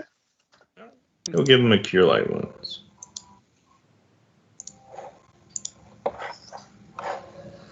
Be still, my man. It'll be over soon. And he's going to unstrap the guy right now and lay him over here. You're going to need to rest while we're fighting, and Juan's going to have to come with me. And he's going to lay him down right here. You see that, Richard? It's like a bed. There's a body token I can have. He's going to hack down some corn and build him a little mat to lay him down right here. Oh, hey, look, somebody in the Yamcha pose. Yes. Oh, at least he blends in completely, so we'll never find him. I love that the Yamcha pose is so ubiquitous that you can find it referenced in a bunch of other anime. I love that joke so much. Well, even in Dragon Ball Super, they brought it back. I know. I love that. Why does that pose seem weirdly familiar? Right. The best thing I've seen from Dragon Ball Super, which I haven't really watched it much, but don't shoot, he's not black. Oh, yes. Oh, yeah, that's right. Mm-hmm. It's like that the Ghost Hunters anime dub. The English dub is hilarious Because you're a rabbit. because they could do whatever they wanted. Do you want us to roll initiative to go forward, or? No, you haven't really gotten into combat. If you whichever which way you guys want to do things. Before everyone spreads out too much, I can make our approach completely silent if you guys want. If we move as a group. That would be an excellent idea, strategically speaking. All right. So if people want that, I can spend a level 2 spell slot, and I will cast Silence. Based It doesn't on- does it travel with you, or I can't remember? Yep. It can be cast on an object. Yep. So I can put it on like a copper coin I have. An ear of corn. Says Yeah, an ear of corn. That's perfect. And then I can just chuck it when I don't need it anymore. the effect is stationary unless cast on a mobile object. And it's Cast on 20 your returning dagger. That would be amazing, but Oh no, my I'll do it on an ear of corn. I would like to see the video of her screaming obscenities as the dagger went away and son of a, and then it came back. Just automatically censors conveniently. So then, oh no, here's a good color for it. Sorry, what Yeah. did you just somehow retint this guy?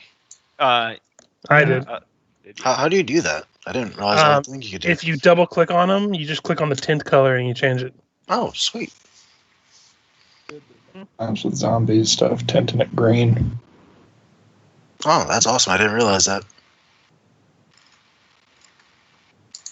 Yep. So I don't know if you guys can see. I just threw up a 20-foot aura around me. That's the area of silence. No, No. The I can't present. see it at all. Here, I don't think I'll- other people I'll give can them see that permission unless the to see. game master allows it. Well, why don't we all How group about, around can Lucilla? everyone see it now? Yes. Yep. Oh, that's fantastic. All right, Yep. why don't we I group around intentionally Lucilla chose and she can a- move us all? A non-aggressive color. So I thought that blue was nice. And the beauty of it is those of us with bonded mind can still completely communicate because we can see each other just fine. But it's completely silent.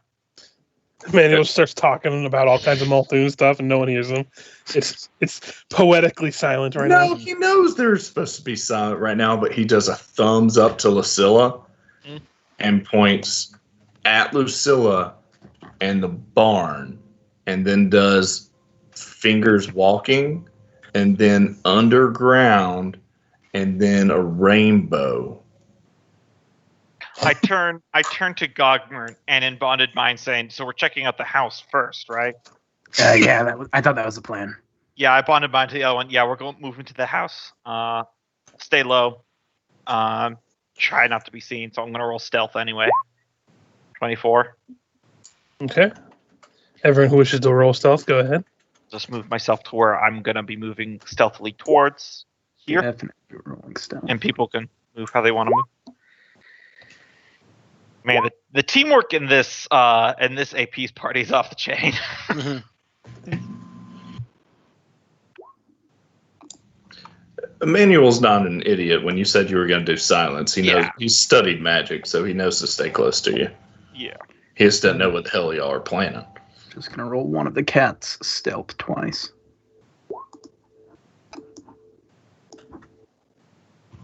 Hilariously, the cat is the least stealthy of the bunch. That is odd, but we get like plus 20 with silence. Or no, that's invisibility. That's invisibility. I imagine. It's like Argue some- for the hearing end of it, but Yeah. Yeah. Tangletooth Can't see it, can't is see the it. stealthily challenged one, if you're wondering, Richard. No worries. Yeah. So I That is a move good there. point. If they don't have line of sight on us and it's only sound, Yeah, we're basically invisible, but Yep. so you guys can. got a door to kick, so. Yeah, you guys move however you want because the door Oh, will is be this the down. door? No, that's a window. Okay. Yeah. Fix will actually peek into the window. Let me see. Double check to make sure you can, because Okay, and she does have dark vision. If it's Yeah. dark inside.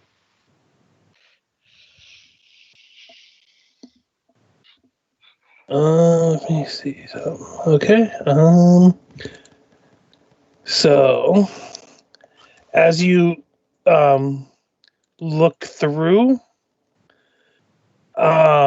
you see somebody looking back at you. Dun, dun, dun. So it's going to get a surprise attack on you. And so I'm going to clarify myself right now, so you understand why, even though you guys rolled really high on the stealth. Mhm. When you moved your area of silence into the path where he was, That's what I and he figured. realized he couldn't hear something. So he went to go look through the window, and that's where Ephixa was. Hi. So I just wanted to clarify, it wasn't me just Yeah. trying to pull Yeah. a shit move on you. No, but no I one's knew- going to hear him say there's somebody outside, and no one's Yeah. going to hear him attack. I knew that was a very real possibility when I cast silence, but Well, luckily, this kill will be silent as well.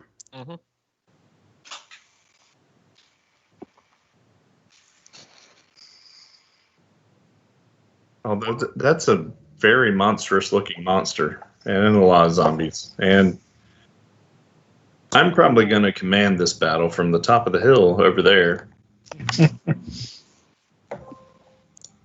These are all things he just said that no one could hear.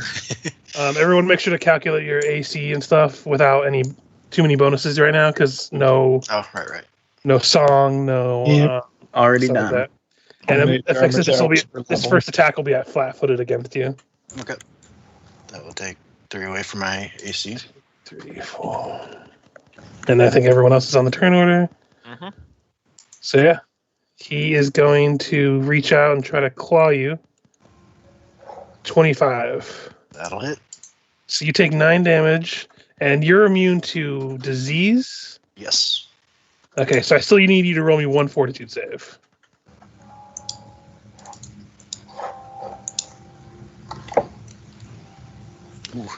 That is a fail. You are paralyzed.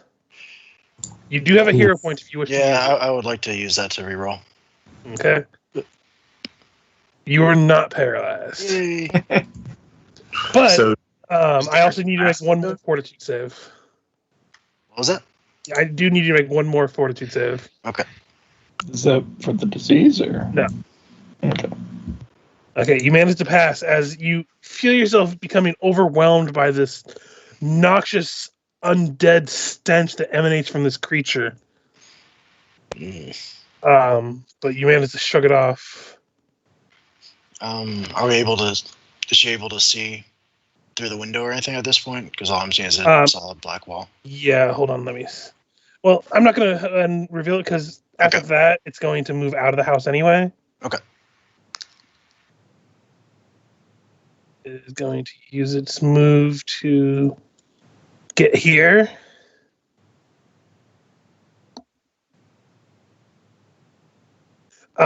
So I think you guys can see it now. Yep.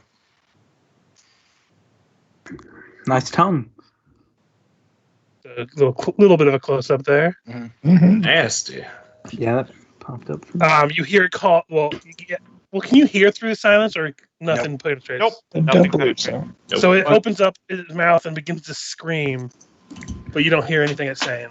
You know what would be a really cool feature to Roll20 to incorporate? The ability like Tabletop Simulator has to like go over a token, but like you press Alt or something and it shows you the full character art. There is a way to do that. It's really complicated. Oh, yeah, like everything with Roll20. Oh, yeah, you can probably do it. If Like, you know that thing I was trying to test out where I was showing you how you can click on an NPC's token and then bring up their sheet? Yep. Yeah. You can kind of set that like up that. with anything, including like monsters and stuff. But you can't just have the handouts hidden until they click it, so it makes it a little bit awkward. Yeah. You need a group of at least like 20 programmers backing up every Roll20 session that you play. That will miss, Ris'sh. That's okay. It was minimum damage anyway. Staying put, or are you doing anything else? No. Guess staying put then. Staying put. That not go through after I hit the mic button. Nope. You were just quiet. Let's take a second to register. Am I stuck? I'm still looking at the monster. You just click somewhere. Oh, okay. Thank you. As the fight begins, let's see. The door to the barn swings open.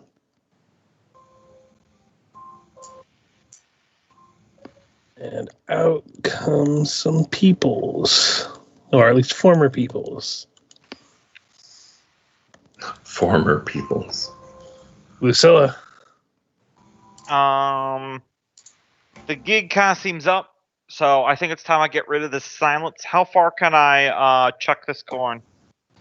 I know, roll a That's strength check. dismissible. Or a dexterity check, I mean. Oh, is it dismissible? Yeah, but I was gonna throw it into the barn just in case there's any more that don't hear the clamoring. Throw it at that guy who screams. I was just trying to get it out of the way. I could just dismiss it, but No, I think it's a good idea to try through in the barn. yeah, just because what the heck. So here's Just make a straight ranged attack roll or dex attack all right. roll. I will use my sling because it's just a normal dex attack roll. 10. Okay, so let me see.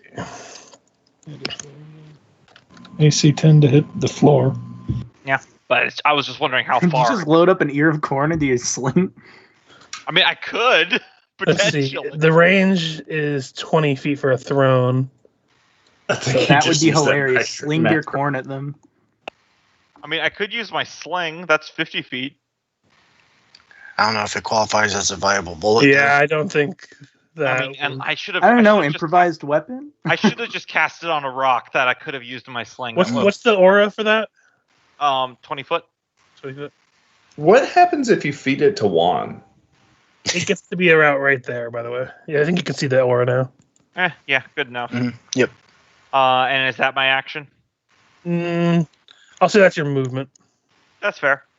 I will fire up Bardic again now that everyone can hear me because it requires an audio component. Just FYI, it won't work on this one. You'll have to do a separate roll.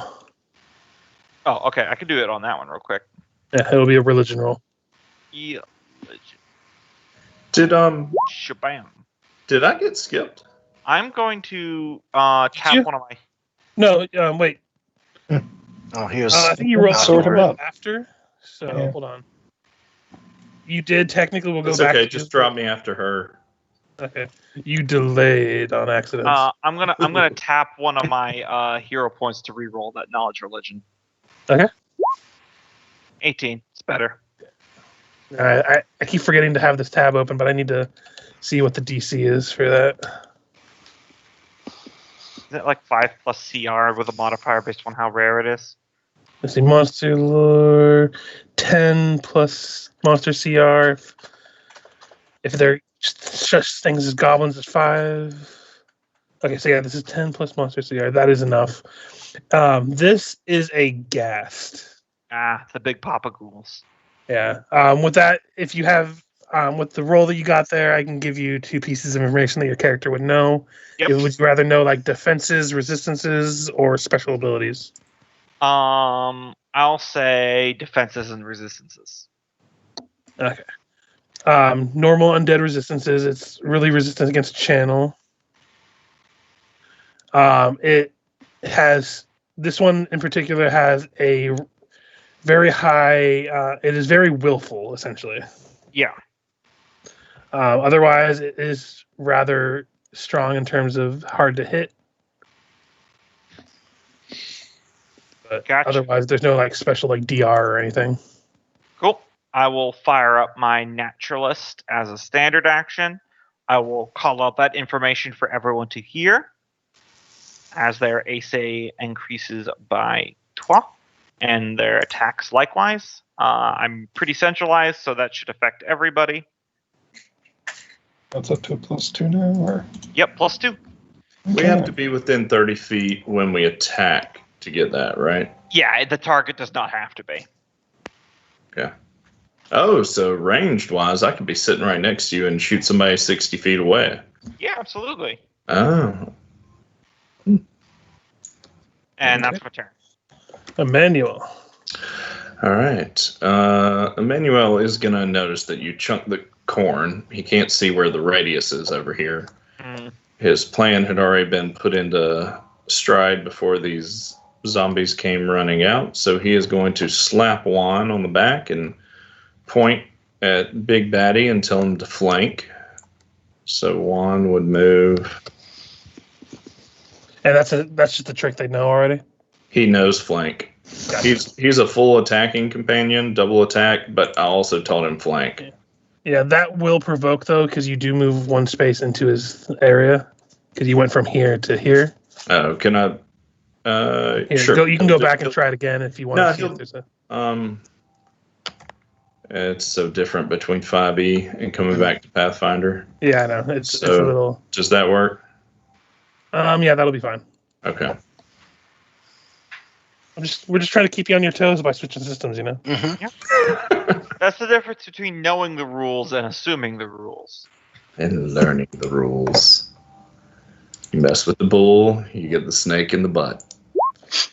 There's a snake in my boot. That'll miss. I don't Alright. know how I played the game for 5 years Alright, with you guys, and I Juan still is don't know all the rules of Pathfinder. Yeah, Yeah. Juan is going to. Well, is apparently wrong. they changed them like the sneak attack thing. I swear to God, that used to be. I swear as I well. swear it used to be different. I don't care what the Wayback Machine or whatever says. I know it was there somehow. Richard, you asked about new tricks earlier. He is going to use wounded. Crap. Bit or something. Can't find my feats on these pages. Wounded crap. Gambit. He's going to use Broken Wing Gambit. And so he attacked. Oh, he has to hit for it to work, so it doesn't work. Never mind. All right. Also, it says a melee hit. Yeah, Juan, Yeah. Juan was using it. it's a melee hit that makes a range attack easier. Yeah. So, but here's what can happen in the future, just so y'all know. If Juan hits with the melee attack, he opens himself up and looks like he's wounded. If the guy swings at him the next round, it provokes an attack of opportunity from Emanuele, even though Emanuele's ranged. Gotcha. Fun Yeah. stuff. So Emanuele was already planning to back up to here, and now he is going to start shouting out his combat advice to people who can't hear him. And he's going to take a shot at this new zombie. Go There for are a it. couple of builds that can give you attacks of opportunity at range, and they're very nice. 17 will hit for 13 points of damage. And he's not able to share anything with any of you. Nope. Because he's an idiot. Gogmert, you're up. All right. So, which one of these needs a killing most? Fixes over there. Manuel's over there. Are there any more zombies that have come out other than these two? Oh, there's one all the way over there. There's one in the... You hear more in the barn, but you see this one, and there's one that opened the door. All right.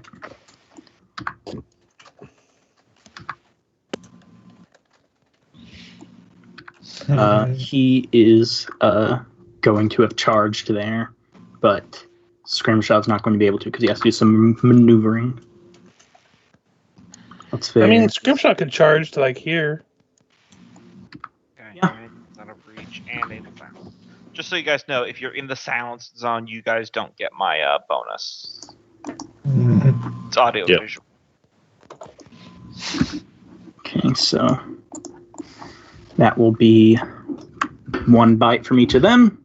Do they have that pounce ability or something, don't they? No, the only thing they have is trip. Okay. I thought they had a special ability when they charge. Big cats have pounce. Ah. Pounce and rake and all that shit. Mm, Small cats are about being agile and moving around. got it. You know, we may have kind of sort of bungled the stealth thing, but on the good news is, I think it's actually better to be fighting the horde of them out in the open than in a narrow corridor. Mhm. Both Yeah. of those hit. Yeah, I just wanted to be clear about it because it seems. Yeah, I know no. it sounds cheap when we're negating stealth rolls, but I had him placed on No, in that. it makes perfect sense for me. No, in my head, I thought that was a very real possibility, but it Yeah. felt like something that my character would try, and there's a possibility that they just wouldn't notice. Like, if someone's sleeping inside, Yeah. you got them, you know? Or if they're mindless undead, then yeah, no Yeah. problem. Yeah. But yeah, there was. I had. Actually I think any placed of us that would have done the character a same while thing. back. Yeah, I think any of us would have done the idea same that we're thing. all young adventurers, Yeah. especially Lucilla. Oh, yeah. And then Gogmert's going to cast Flame Blade. And that one is tripped after the second attack, so he is prone.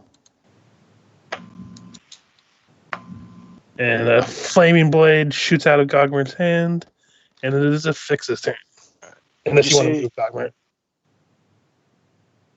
I will move. Let's go right here. Gotcha.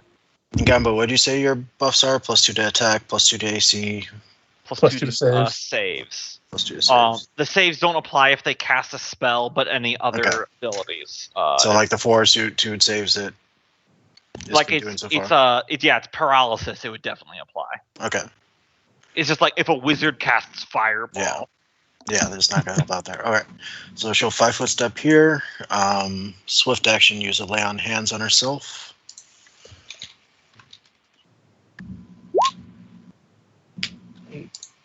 And the +1 is from the racial boon.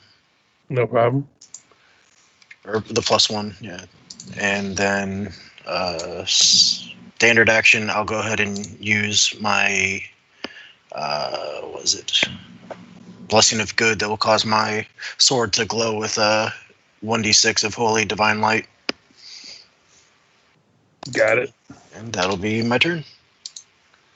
Okay, so now all the ghouls go. 50, 60 to here.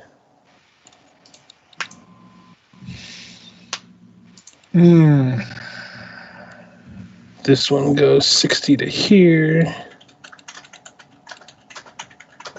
60 to here. Everyone's got AoEs. Yeah, well, we decided to not camp, so I don't have 3rd level spells. Nor do I have smite. If these are the same kind of ghouls that we fought in the field, they're not the beefiest. It's the gas that I'm worried about. Yeah, Yep. speaking of which, Oh, that's true. We don't have the spells we leveled up into, do we? nope. Oh, fuck. I mean, Burst of Radiance, goodbye. I I didn't kinda- level up into any spells. I did. Wait, actually, that's a good question because silence was one of my new spells, but bards aren't learned casters like wizards. They don't prepare it; they just know it. It's kind of been done. I gotta say, just for the Just idea maybe that your one less, character is learning and studying, I don't know. How about this? Since you use silence, I'll let everyone have one spell they would have gotten at level up if they were getting spells. I can just remove another level 2 spell slot just to even it out as well, if you'd like. No, you're fine. Since you use that, I'll say that everyone else can get Okay. one spell that they would have gotten at level up. I just didn't. That way, it think just about makes it that. fair. That makes it fair for everybody. I spent like 2 years playing Manfred where I wasn't really a caster. I'm sorry. It's all good. It was also an awkward position where you leveled up and you hadn't rested. Mm. But yeah, the gas turn is going to full attack Juan because big target. It's probably more concerned about that one. From this position, it looks like it's saying that his name is Juan. That misses. Got a wand. Miss. Yeah, Juan doesn't know how. Hit unless does he get any bonuses right now? He's 5 feet away from me, so he Okay, can't get so me. yeah, that hits. And I need 2 fortitude saves by Juan. 1 fortify save.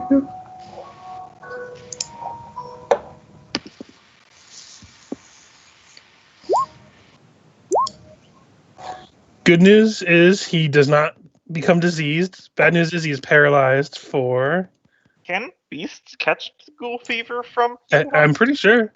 Oh, no. You can catch it, but only a humanoid turns into a ghoul. Oh, okay, yeah, that checks out. Yeah, So they are paralyzed for 4 rounds. This will die. These aren't alphabetical. I'm just going down the list of what they have Yep. listed. They have the disease listed before paralyzed. Yep. So Paralyzed. I see paralyzed here. No, I was talking about the icons. Sorry. yeah, no, they're not. And then he's going to go ahead and just casually 5 foot over here. And it is Ris'sh's turn. I have a feeling fireball's on. Yeah, I was gonna say we all know what's in that 3rd level slot.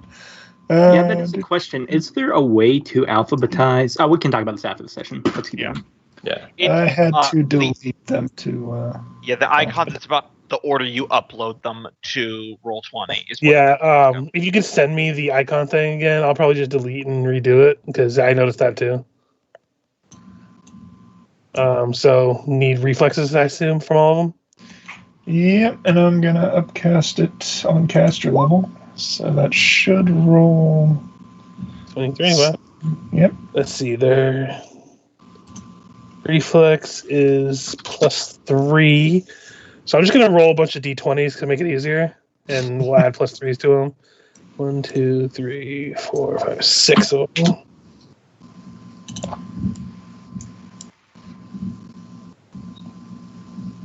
Actually, I can just do this. Hold on. That's a nice. Well, I set them up. I didn't plan on you guys having fireball this fight, but whatever. Oof. Okay, so If we had rested, we would have. Yep. So this one passes. If we had rested, we'd have more than fireball. I know. It'd also have haste. Frankly, I'm not surprised we're not in a situation of getting slaughtered here because we were supposed to level up. Well, I may have taken care of most of the horde. Also, I would just like to say, throwing a fireball that it's described as being really tiny and then it explodes into a big burst, but it's in the soundless area. So it's probably kind of pretty. Yeah. Yeah. Also, the barn's on fire now. Oh, whoops. I don't think it actually catches things on fire, does it? Yeah, it catches it unattended does. objects on fire. Also, takes Everything combustible. Okay. Wow. For some reason, I was thinking fireball didn't. most of the lower level fire spells. Everyone don't, kind of but ignores it, but it's supposed to be like completely devastating to the point where if there's magic items in there, they need to make saving throws. Then the barn is on fire, and one of the ghouls fell down and died. It can melt metals with low melting points, such as lead, copper, silver, and bronze. Gold. Mhm. Well then. It's supposed to be the nuclear option. Yeah, I know that in 5th edition they intentionally made it do higher damage than it proportionally should do for its level, just because it's supposed to be the spell, you know? But I feel like there should be the trade-off there, where it's like, Yeah. do we have important things in this room? Mm. Yeah. Do we need to gather the notes on the desk, Yeah, I agree. I like that. or do we need to survive? Explode things. Yeah. Yeah. So just a forewarning here, for when we someday in the far future get to Skull and Shackles, Fireball really is the nuclear solution on pirate ships. Yeah. Oh yeah. Mhm. I can't imagine many of us are going to be playing a wizard on a pirate ship, though. Yeah, learned casters are pretty rare in the Shackles. They're sorcerers, but not. Ooh, a sorcerer with I was- fireball against an enemy ship, aim it at their sails. That's good stuff. Most, according to the lore, most pirate ships have what they call a deck mage, which is some sort of spellcaster, and they mainly sit on the prow to try to counterspell stuff like that. Yeah. That's Because smart. they sit there preparing for a fireball. Yeah, I mean that's like R2D2 on the back of your spaceship. Mhm. Ghoul's turn. This one is going to charge at Scrimshaw and take up a bite. Luckily, it was a silent charge. Do they have 22 AC? No, they don't because they can't hear Lucilla. Yep. Okay. Then that just hits. Okay, so give me a couple fortitude saves. All right.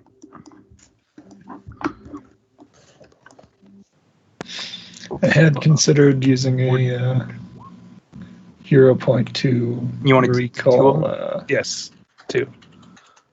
to recall communal protection from evil, but we were already too scattered. Yeah. Okay. I think we'll try. Another cat contracts ghoul fever.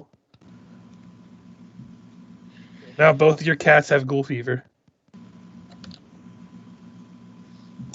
It's okay. They won't turn into ghouls. As long as they're not They'll paralyzed. turn into gats. Yeah, because only the ghast can paralyze people. Huh? No, ghouls can paralyze too. Oh, they can? Okay. He just passed the second fortitude save. Probably it's a lower DC, if nothing else. Oh yeah, they're a lot lower. Like, I'll just tell you for this fight because most of you guys are going to be rolling. The ghouls are 13. The ghast is 16. Gotcha. All right. So for my turn, is it like a swift action to end the silence? I think it's just free, just to dismiss it. Cool. I'll dismiss the silence then. Also, do you have like an invisible object or something in this? I have a transparent image. Ah, nice. I should I can set just one of put it those on up. That's very You helpful. can't see it, so you have to tint it on your own to make it so like the players won't see the tint, but you will, so you know where it is. Oh, that's cool. That's nice. Y'all are becoming quite the chefs at cooking would- up some Roll20. We've been doing this for long enough. I would hope so. We'd figure some stuff out. Anyway, I am going to move over here. And I am going to maintain my Bardic, and I'm going to do total defense, which will boost my AC by 6 to 25. And then both Ris'sh and Ephixa get +3 luck bonus to their AC. I'm like, kick his ass, Fix. Okay. Let's see. Trying. And that also puts me within range of everyone else except for Emanuele for bonuses. Also, I need you to roll me a fortitude save as you get into this thing's presence. You're within 10 Fortitude feet of. Yeah, you're within 10 feet, so you have to pass its stench. Oh, okay. I didn't know anyone else had that. Stanky. Yeah, he's stanky. I have one more point. I'm going to try re-rolling that. Nope. You are sickened Okay. for 5 rounds. Let me see. Sickened is -2 on everything, pretty much. Okay. Well, Does that's not that take away her singing? Not in Pathfinder. 5e No. it would have broken concentration, but in 5e, Bardic Inspiration doesn't have concentration. Ah. It's dice that you dole out to people. Oh, it's sick and not nauseated. Yeah. So, and I'm not really singing. I'm just shouting advice. There we go. 4. That's no problem. Full defense doesn't require a roll, Yep. so I'm turtling anyway. What's No your worries. range? You've talked about it. It's 10 feet. 35 feet for my No, your full defense. adjacent. You have to be next to me. Okay. If you're next to me, then I got your back. All right. So thematically, what's going to happen here is Emmanuel's been in silence for half of the last round, where he thought he was shouting commands and trying to give you all combat advice and covering fire. And he could see that it wasn't working. He eyeballs the piece of corn that's over here. He rushes back this direction as he's shouting, Emanuele, or Juan, damn it, Juan, attack! I like how he calls out his own name. Emanuele, be better, and Juan, attack! And then he is going to cast...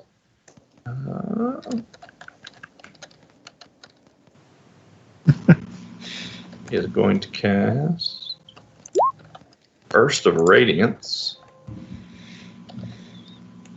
Now that he realizes he can hear the zombies, and the battlefield keeps changing. So, right up here, it's a 10-foot radius. I don't think I can really get more than these 4 guys. That's most of them. Yeah. So I will say, even if they pass the save and take no damage, or they take half damage. If they pass, all right. So first, Reflex partial. they're either They take the damage whether they succeed Yeah. the reflex or not. Yep. Yep. Okay, so this one's dead. This one's dead. And this one's dead. all right. So one of them needs to make a save. Want me to roll damage and see? What already rolled damage on top of there? Yeah, 12. Yeah. And this one failed the save, so they are blinded and dazzled. I don't remember what dazzled does. -1 to attack and psych-based perception checks. Okay.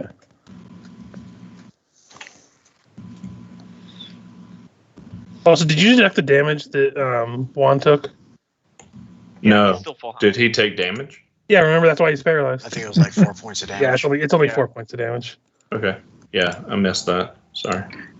Oh shoot, yeah, I think I missed damage on Skirmishaw too. How much? I'll just roll up and look. You don't have to bother. We're all much more interested in ghoul fever and paralyzed. Yeah. Screw 4 damage. It was 4 damage to Scrimshaw as well. All right.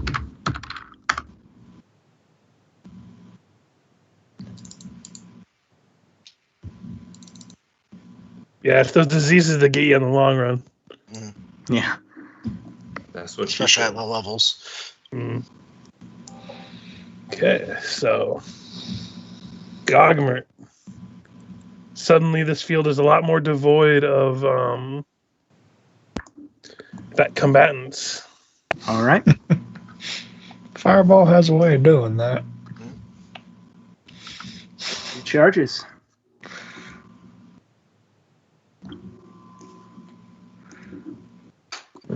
Really, they weren't gonna be able to get the smell out of the barn anyway, so I'm doing it. However, how does the barn look at this point?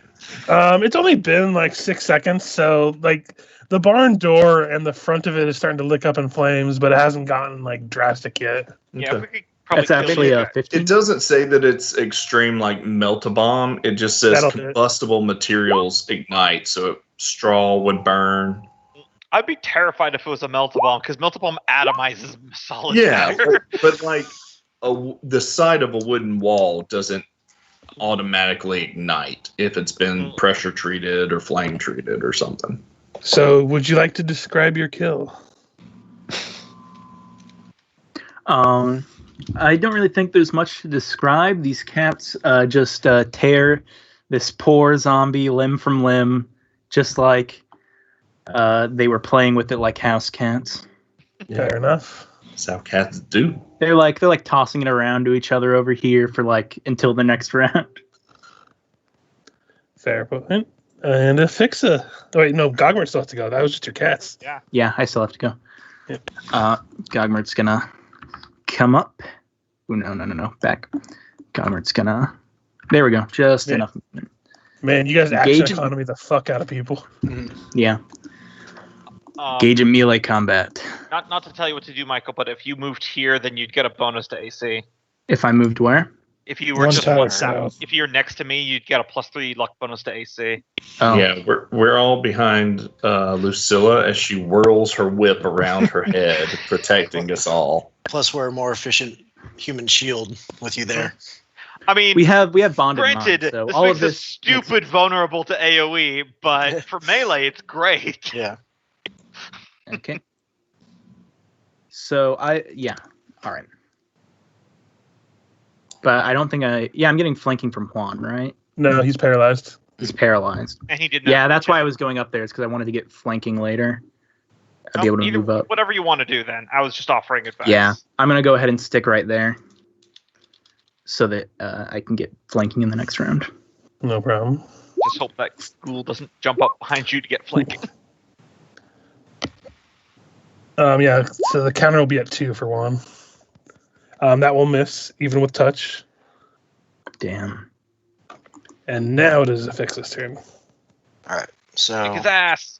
swift Got your action, upsetting shield style, and then 2-weapon fighting. You got a +2 to all the bardic. All right. So scimitar, and this will be a 1d6 on top of it if it hits, but that's It fine. misses. All right. And now the shield.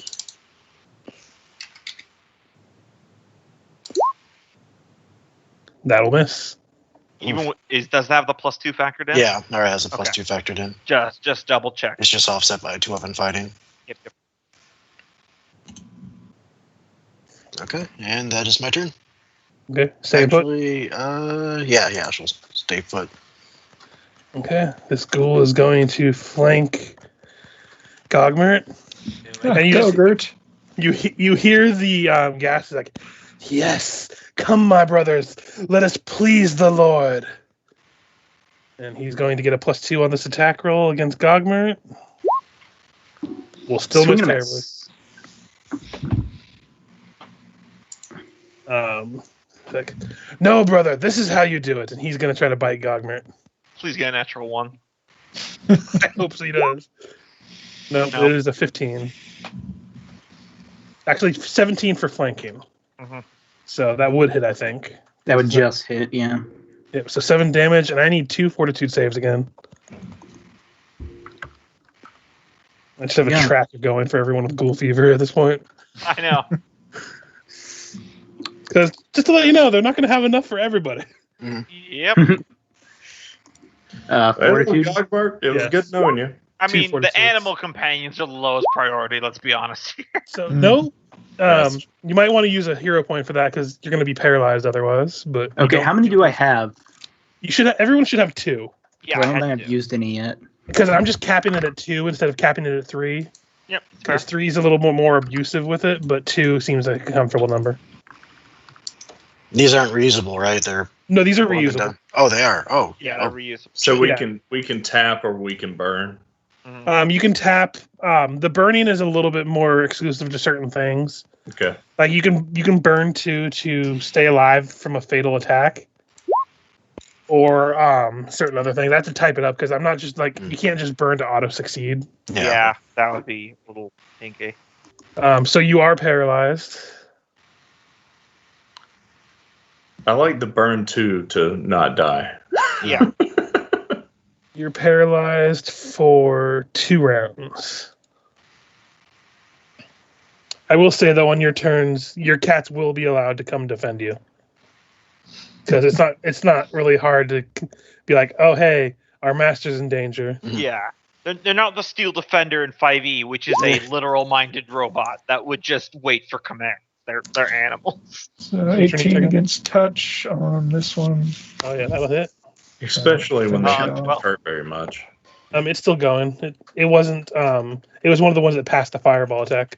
Mm. Yeah, it's closer to re-death now. It is Uh, very closer to redeath now. I suppose that I am good in this position, so onward and... Wait, did I only make one attack? Yeah. Yeah. Okay, I have to do the other two claws on Ephixa. So before we go on to Lucilla, No worries.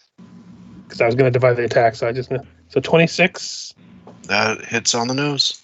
Fortitude save for paralysis.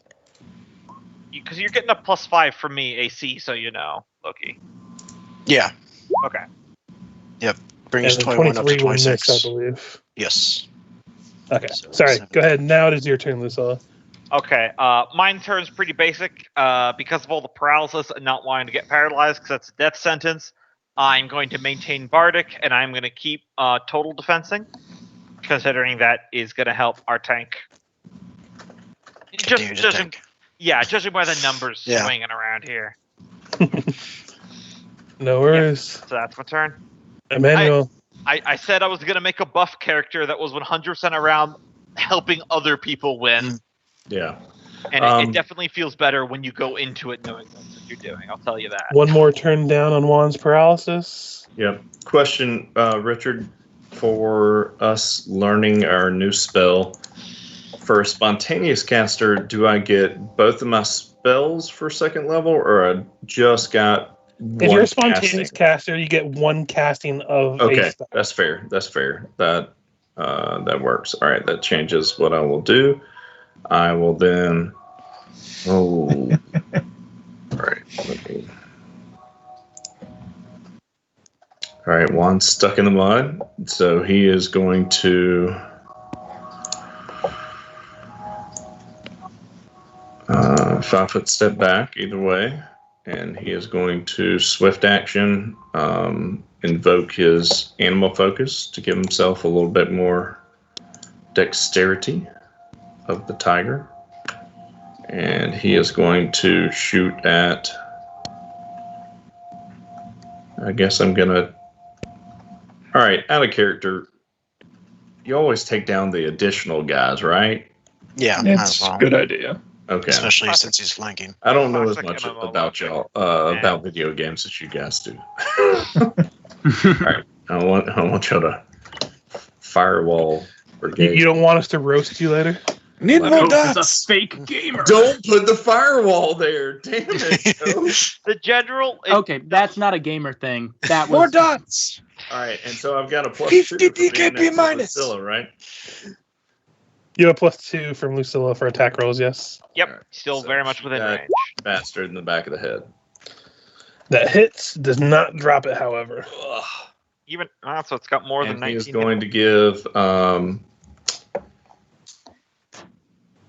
He gets to give covering fire to Ephixa, +2 to AC.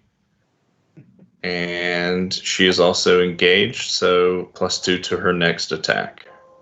And Wait. scratch that, I'm giving +2 to Gogmert for his AC. I was going to say, also, if you're attacking him, doesn't that mean you have to give combat advice against that target? So if Ephixa was No, it here, does attacking not. this one. It does Okay. not. I think covering fire. Combat Covering advice. fire is the only one that you have to pick out who you're protecting against. Okay. Combat advice can be anyone who is engaged. Well, that's what I meant. Like the covering fire, if you're attacking him, you wouldn't be able to give covering fire. to So him. I'm attacking him, so I want to give +2 AC to Gogmart Gotcha. and +2 attack to Ephixa. Okay. Fair enough. Then Gogmer, you can control your kitties. God, all right. for all your Just druidic because, needs. I wouldn't be able to actually command them. I'm only going to have them use the attack and flee traits. Yep. Just because I think that seems realistic. Mm-hmm. Okay. Although cats are prone to pounce. Yeah. Charge. Charge. I think they would both charge since they have that sprint ability. Yeah, I'm just thinking about which one to charge. I'm thinking this is... I think probably this one. Yeah, because I don't think they'd be able to do much to the other one. Yeah, whatever's closest. Plus helps get you out Sharded. of flanking. Or it'd be a good idea to move him here for Lucilla's thing. At least one of them, anyway. That's gonna AOL. Well, us. you're where he was is already in Yeah, the, you're still next Is it? to. So It's anywhere yeah, I that's guess it is. directly adjacent to me. So All right. I do find it funny how I'm a Plus 2? squishy little thing, yet somehow being around me is cover. +2? Plus 3 to your AC. 3. Got it. Yeah, it's And somehow plus like 2 you're to the attacks. great polearm wielder or something. So I'm giving a plus 5 to your AC total, and then a plus 2 to attack rolls. Clearly she's Jackie Chan with a ladder.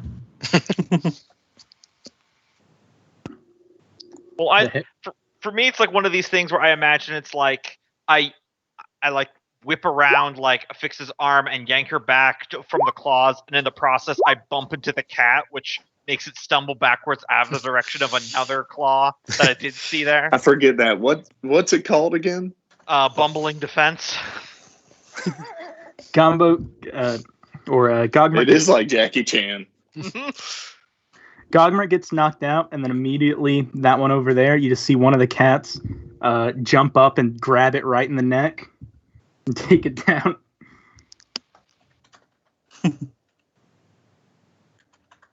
okay, Ephixa, it's your turn. all right. Well, he was well liked by his animals. 2-weapon fighting again. So scimitar. You should just still have a net plus 2 with Yeah, that'll hit.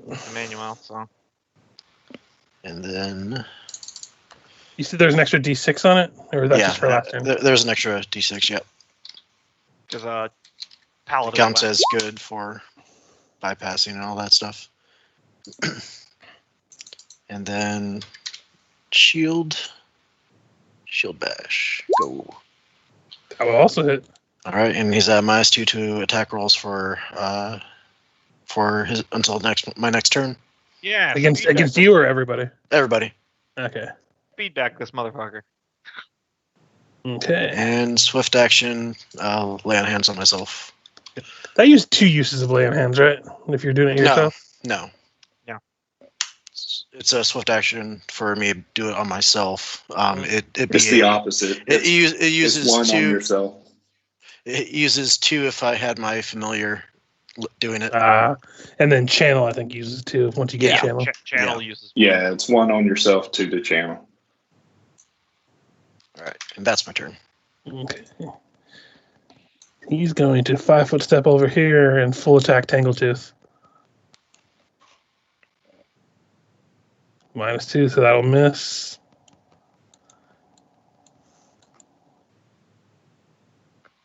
This one will roll, that'll miss. And that'll miss. Yeah. Did any of those miss by 5 or more? No. Okay. They're jumping around. They got boxing feet. Yeah, and you can tell that this guy has some like intelligence to him. Like he can clearly tell he's very outnumbered right now, so Yeah. he's trying to whittle down the numbers, but can't seem to touch anybody. Well, yeah, he was talking to his buddy earlier, right? Yep. Ris'sh. Well, might as well keep blasting. So anyway, I started blasting. I know, right? If it ever goes through, come on. Yeah, roll 20 starting to get a little slow. That'll miss. Yep, even on touch. Yep. Yeah, that's everything for this turn. Okay. Lucilla. All right. I am going to let's see. First, my sickened goes down. I'm going to move there, and then I'm going to keep up the full defense, and I'm going to keep up the bardic performance because total defense is a standard, not a full action. So that's I can move a little bit with it. So that'll be my turn. So now I can affect everyone in these spaces. So Gogmert will get it. Scrimshaw will get it. If Ephixa steps up here, Yep. she'll get it. Or Gotcha. keep it. I left Ris'sh out there in the cold, but you're pretty far away from the front line there. You guys are kind of dogpiling on him. I don't think Rich is going to have to worry too much. Yep. Emanuele.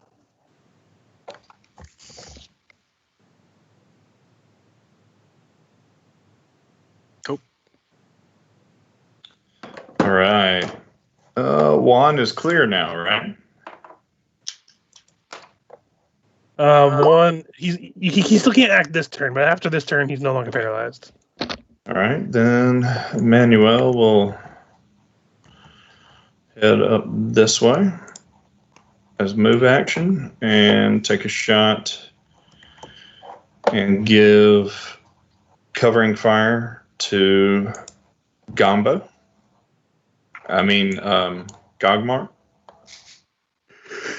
I don't know. They look the same. Combo. And I'm still with him. be glad that he's gone. That's going to be the name of the Starfinder grocery store brand. I'm just getting a +2 from Lucilla, right? As long as you're within 30 feet of them, yes. All right. Funny thing So is, you made that comment about Gombo.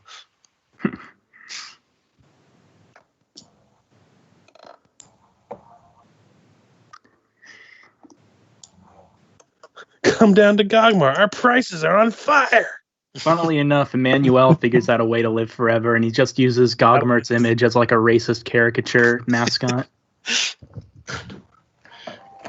Although Emanuele is not racist at all. Gogmert. No, it's just implicit, you know? No, he's not. They're very anti-racist. It's from a different time. And he hasn't used any racist comments. Okay. Take it to the 5-foot step. John, this thing really only 30 feet?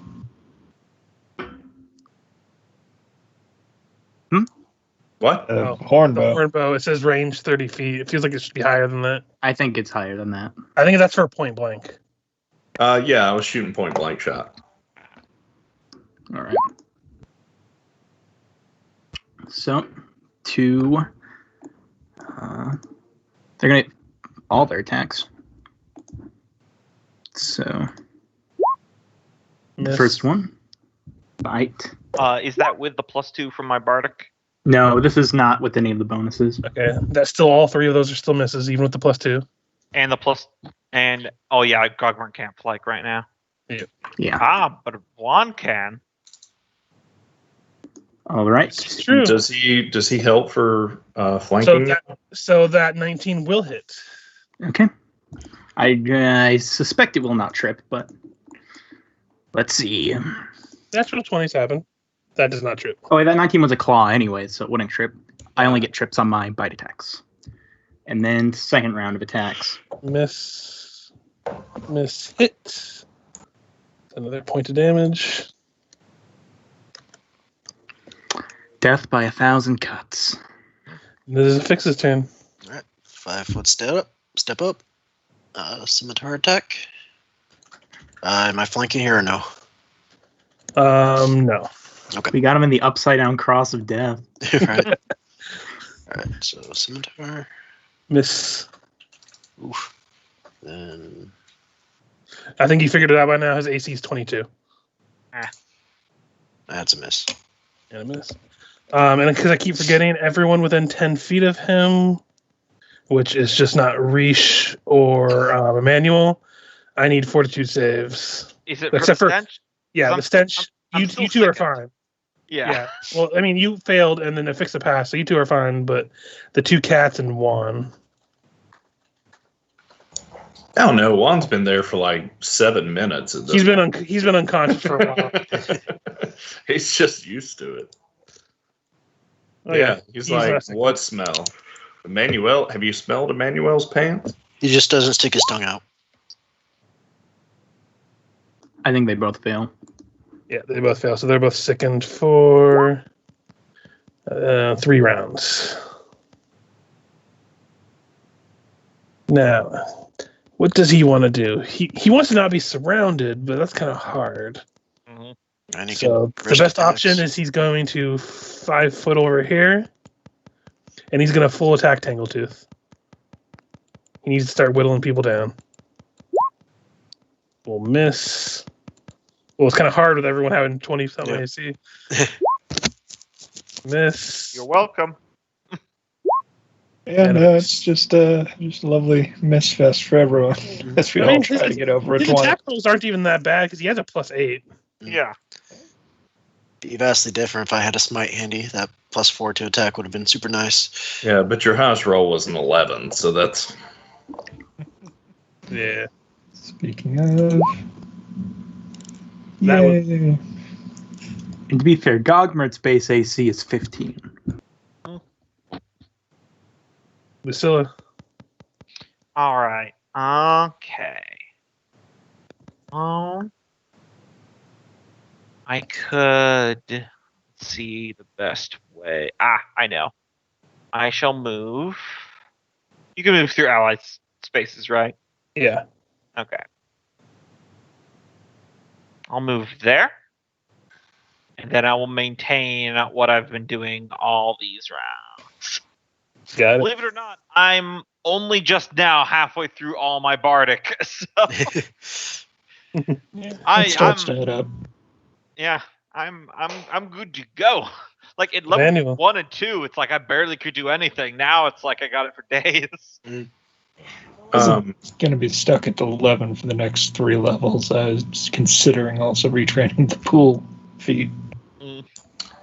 Yeah, I can't set it up here, but Emanuele 5-foot step back, and he will take a shot. Yep. And Still +2. he will give... yeah, +2 is on there. And he will give covering fire to Tangletooth. Although I'll have to look that up. They may have to... No, combat advice, they have to be able to understand. Yeah. So just covering fire to Tangletooth. Okay. And then Juan, he will free action tell Juan to flank.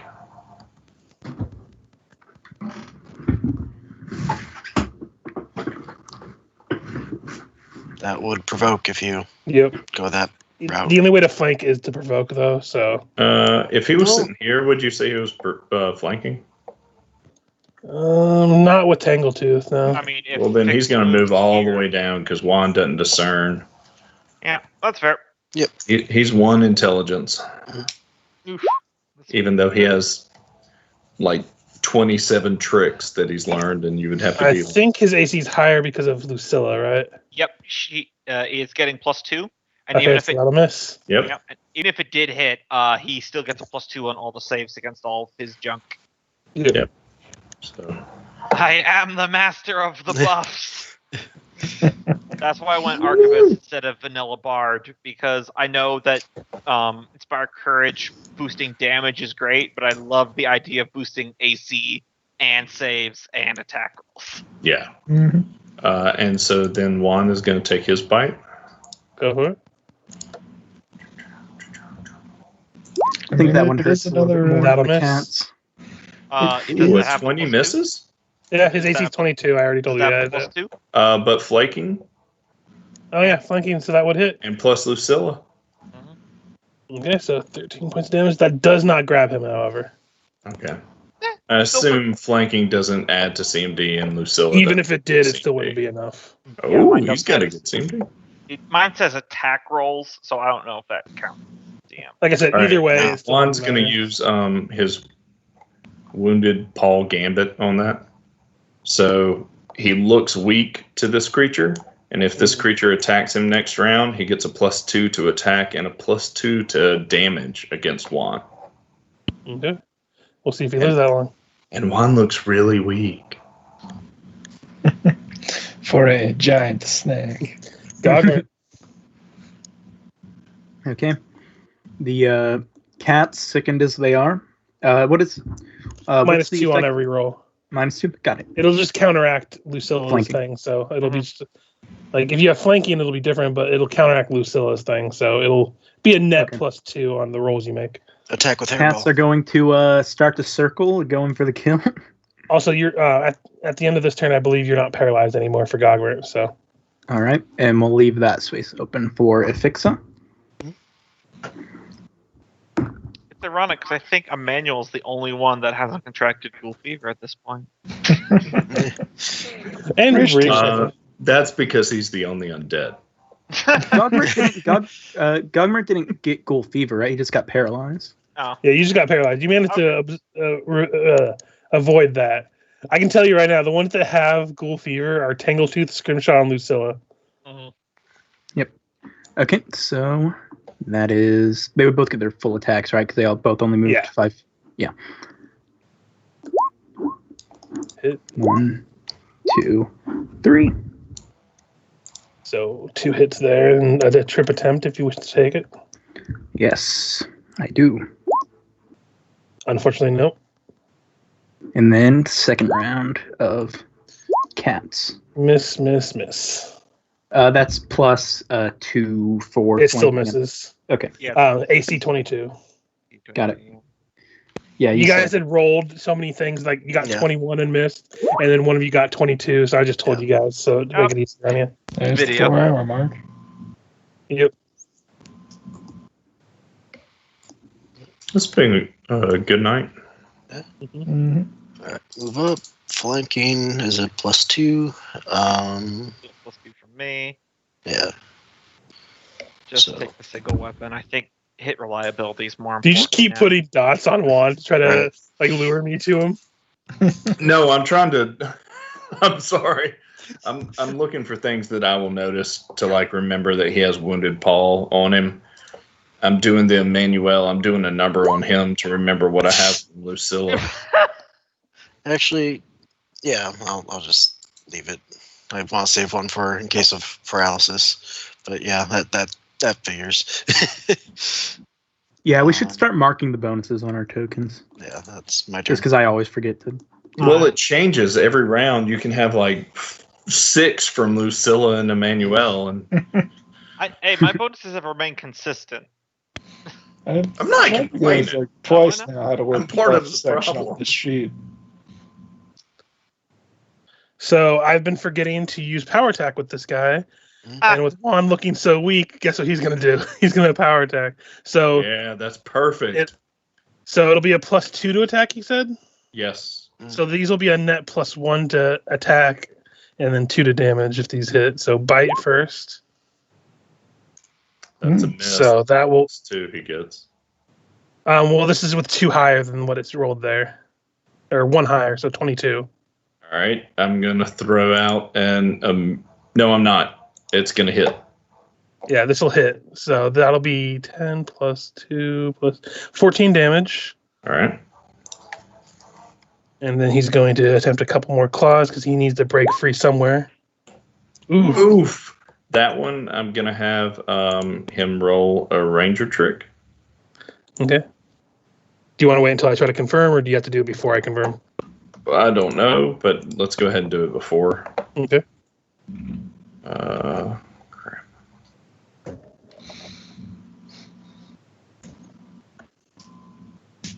Nah, it won't work. Never mind. It was too high a roll. 15 will not confirm, however, so Okay. it'll be 11 points of damage. Ooh.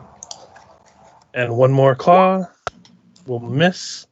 So I need 4 fortitude saves. +2 to all these from my bardic. Yeah, these all have for- +2 to them. All for Juan, right? Yeah. And one He's just for trying to all. he's trying to break free, but he's kind of surrounded at the moment. Yep. Got it, Juan. Okay, so you didn't even need the second 2 because he has ghoul fever and is paralyzed again for 5 rounds.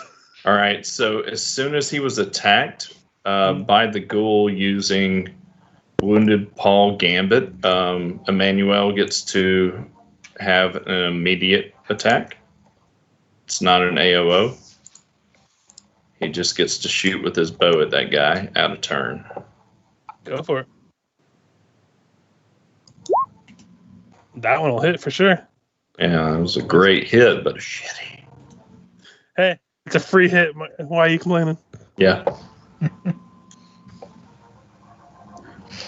All right. He's If you're paired. paralyzed, do you go prone? No, I think you're just frozen in place. Okay. 14 touch. That will just hit. Yay. Do we know how long they're paralyzed? Yeah, 5 rounds.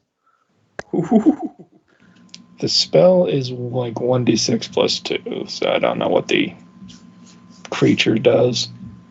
The creature's paralysis is 1d6 plus 1. Yeah.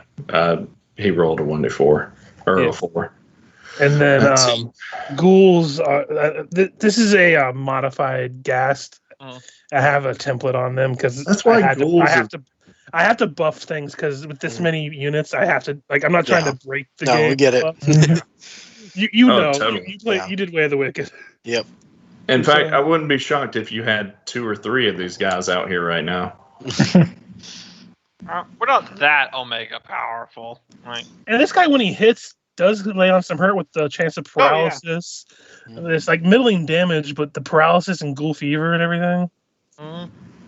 I guess I'll just keep doing what I'm doing. I'm always tempted to try to go on the offensive. That's really not what I'm good at, and I think I'm genuinely doing better by people by like providing an area where they can get boosts to AC. My favorite thing of Lucilla was that time where you got hit by the wrath spawn, so you started tearing up the floorboards. Yep. Yeah, she got mad and beat up the floor. What a good person. Mhm. And I mean, look, no one's What you really doing, hurt, Lucilla? and you can't tell how hurt Juan is. I'm maintaining total defense, maintaining Bardic, not moving. Okay. Emanuele. I'm not getting within claw reach of this guy, and if Gogmert wants to step up into that gap in front of me to get the bonus and strike, he can.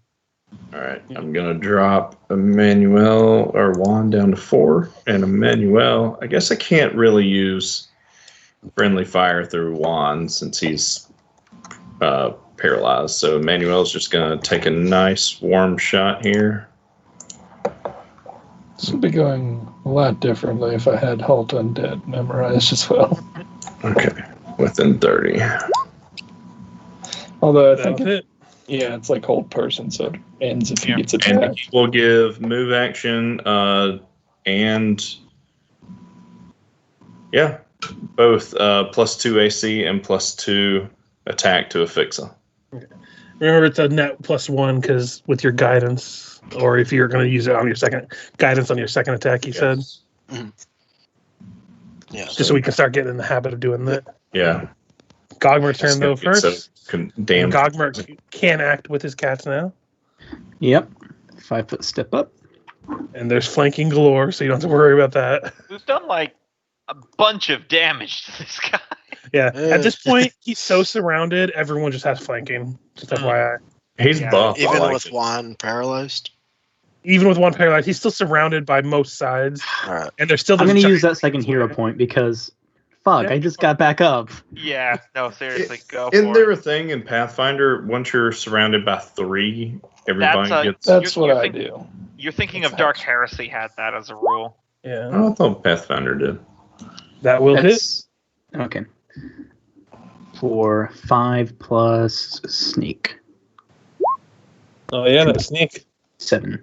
Okay, And then the cats. and then the cats. And then the cats. That's He's my gotta motto die for at this. some point, guys. Hit, That's miss, my. hit. Just whittling him down. Nickel Damn it, down. stop playing with him, cats. Not tripped. That was in character. 17 trip. Is this gonna? I don't know if these ever get bonuses. You have to do some research on your kitties. Yeah. I just don't know what applies to combat maneuvers and attacks. Then second. I Miss, think that's miss. the other thing, keeping Hit, but does not learning crit. all the rules is we've all got different I think pools that of crit house might- rules. I think that crit might confirm because it does have flanking, and I don't know if that's taken into account my buff. It's not. They're sickened, so it kind of negates your buff, Oh, okay, yeah. and that will confirm then with the flanking. Yeah. And yeah, I think after Runelords, I think for the APs, we're probably just gonna have to wind up going with the standard rules because it does affect our learning to the rules, like Kenneth says, where we all have different homebrew Or if we can rules. just agree on a set of house rules. Yeah, Like for, instead of having different for different players and for me, when I yeah, Is it my plan turn? to, yeah, oh yeah, we'll discuss after. we'll discuss after. Yeah, All right. Yeah. So power attack, scimitar, no 2-weapon fighting. that hits. Plus with the additional 1d6. Describe your kill. All All right, so with, Finally. I'm sorry, we were all griping about rules, and Loki walked up and was like, "Ephixa is about to knock the shit out of somebody. Y'all be Right. quiet." I'm about to wreck this Good. man's whole I career. was really worried that Gogmert was going to kill that one, and that would have been 2 out of 2 boss fights Gogmert has finished since he's Right. joined. All right, Loki, get your description. So as it's swinging and slashing around at all angles, Fix waits for its back to be turned to her, and she'll just take one vertical like axe chopping swipe, go from basically the base of the skull and just open up right along the spine and just flay him from the back, cutting deep with her holy blade. Mm-hmm. That's really neat. Light shines as you do it, and you can just see like as it's done, like this black withered like slice is just the dead flesh is darkened from just the sheer heat of your swipe. You really don't like these guys, do you? I despise him with every fiber of my being. And And then before, she kind of surprised herself with the ire that was behind her words. yep, and as let's go ahead and before we end the session tonight, we fade out from this scene as you all like begin to take stock of each other and the damage you might have taken or dealt. And as we zoom out and we fly across the horizon to familiar lands to one of you. We are in the land of Multhune. You see a meeting among a bunch of people as a stranger has come to a chamber holding a wrapped package of some sort. They walk towards, for all intents and purposes, a throne that sits upon a Lord General. And the shrouded person speaks. My lord, I bring gifts from your son. He told me to impart with you this magnificent gift as a heavily bandaged arm outstretches to hand this package, this wrapped sword as it unwraps, jeweled and encrusted. We see Emanuele's father take stock of this magnificent blade, his eyes shining into it, and for a second you see the tint in his eye take on the same tint as the blade itself. As we change camera angles to where we see Nualia smirking as the scene ends. Ruh-roh. And I'm going to go ahead and end the recording now.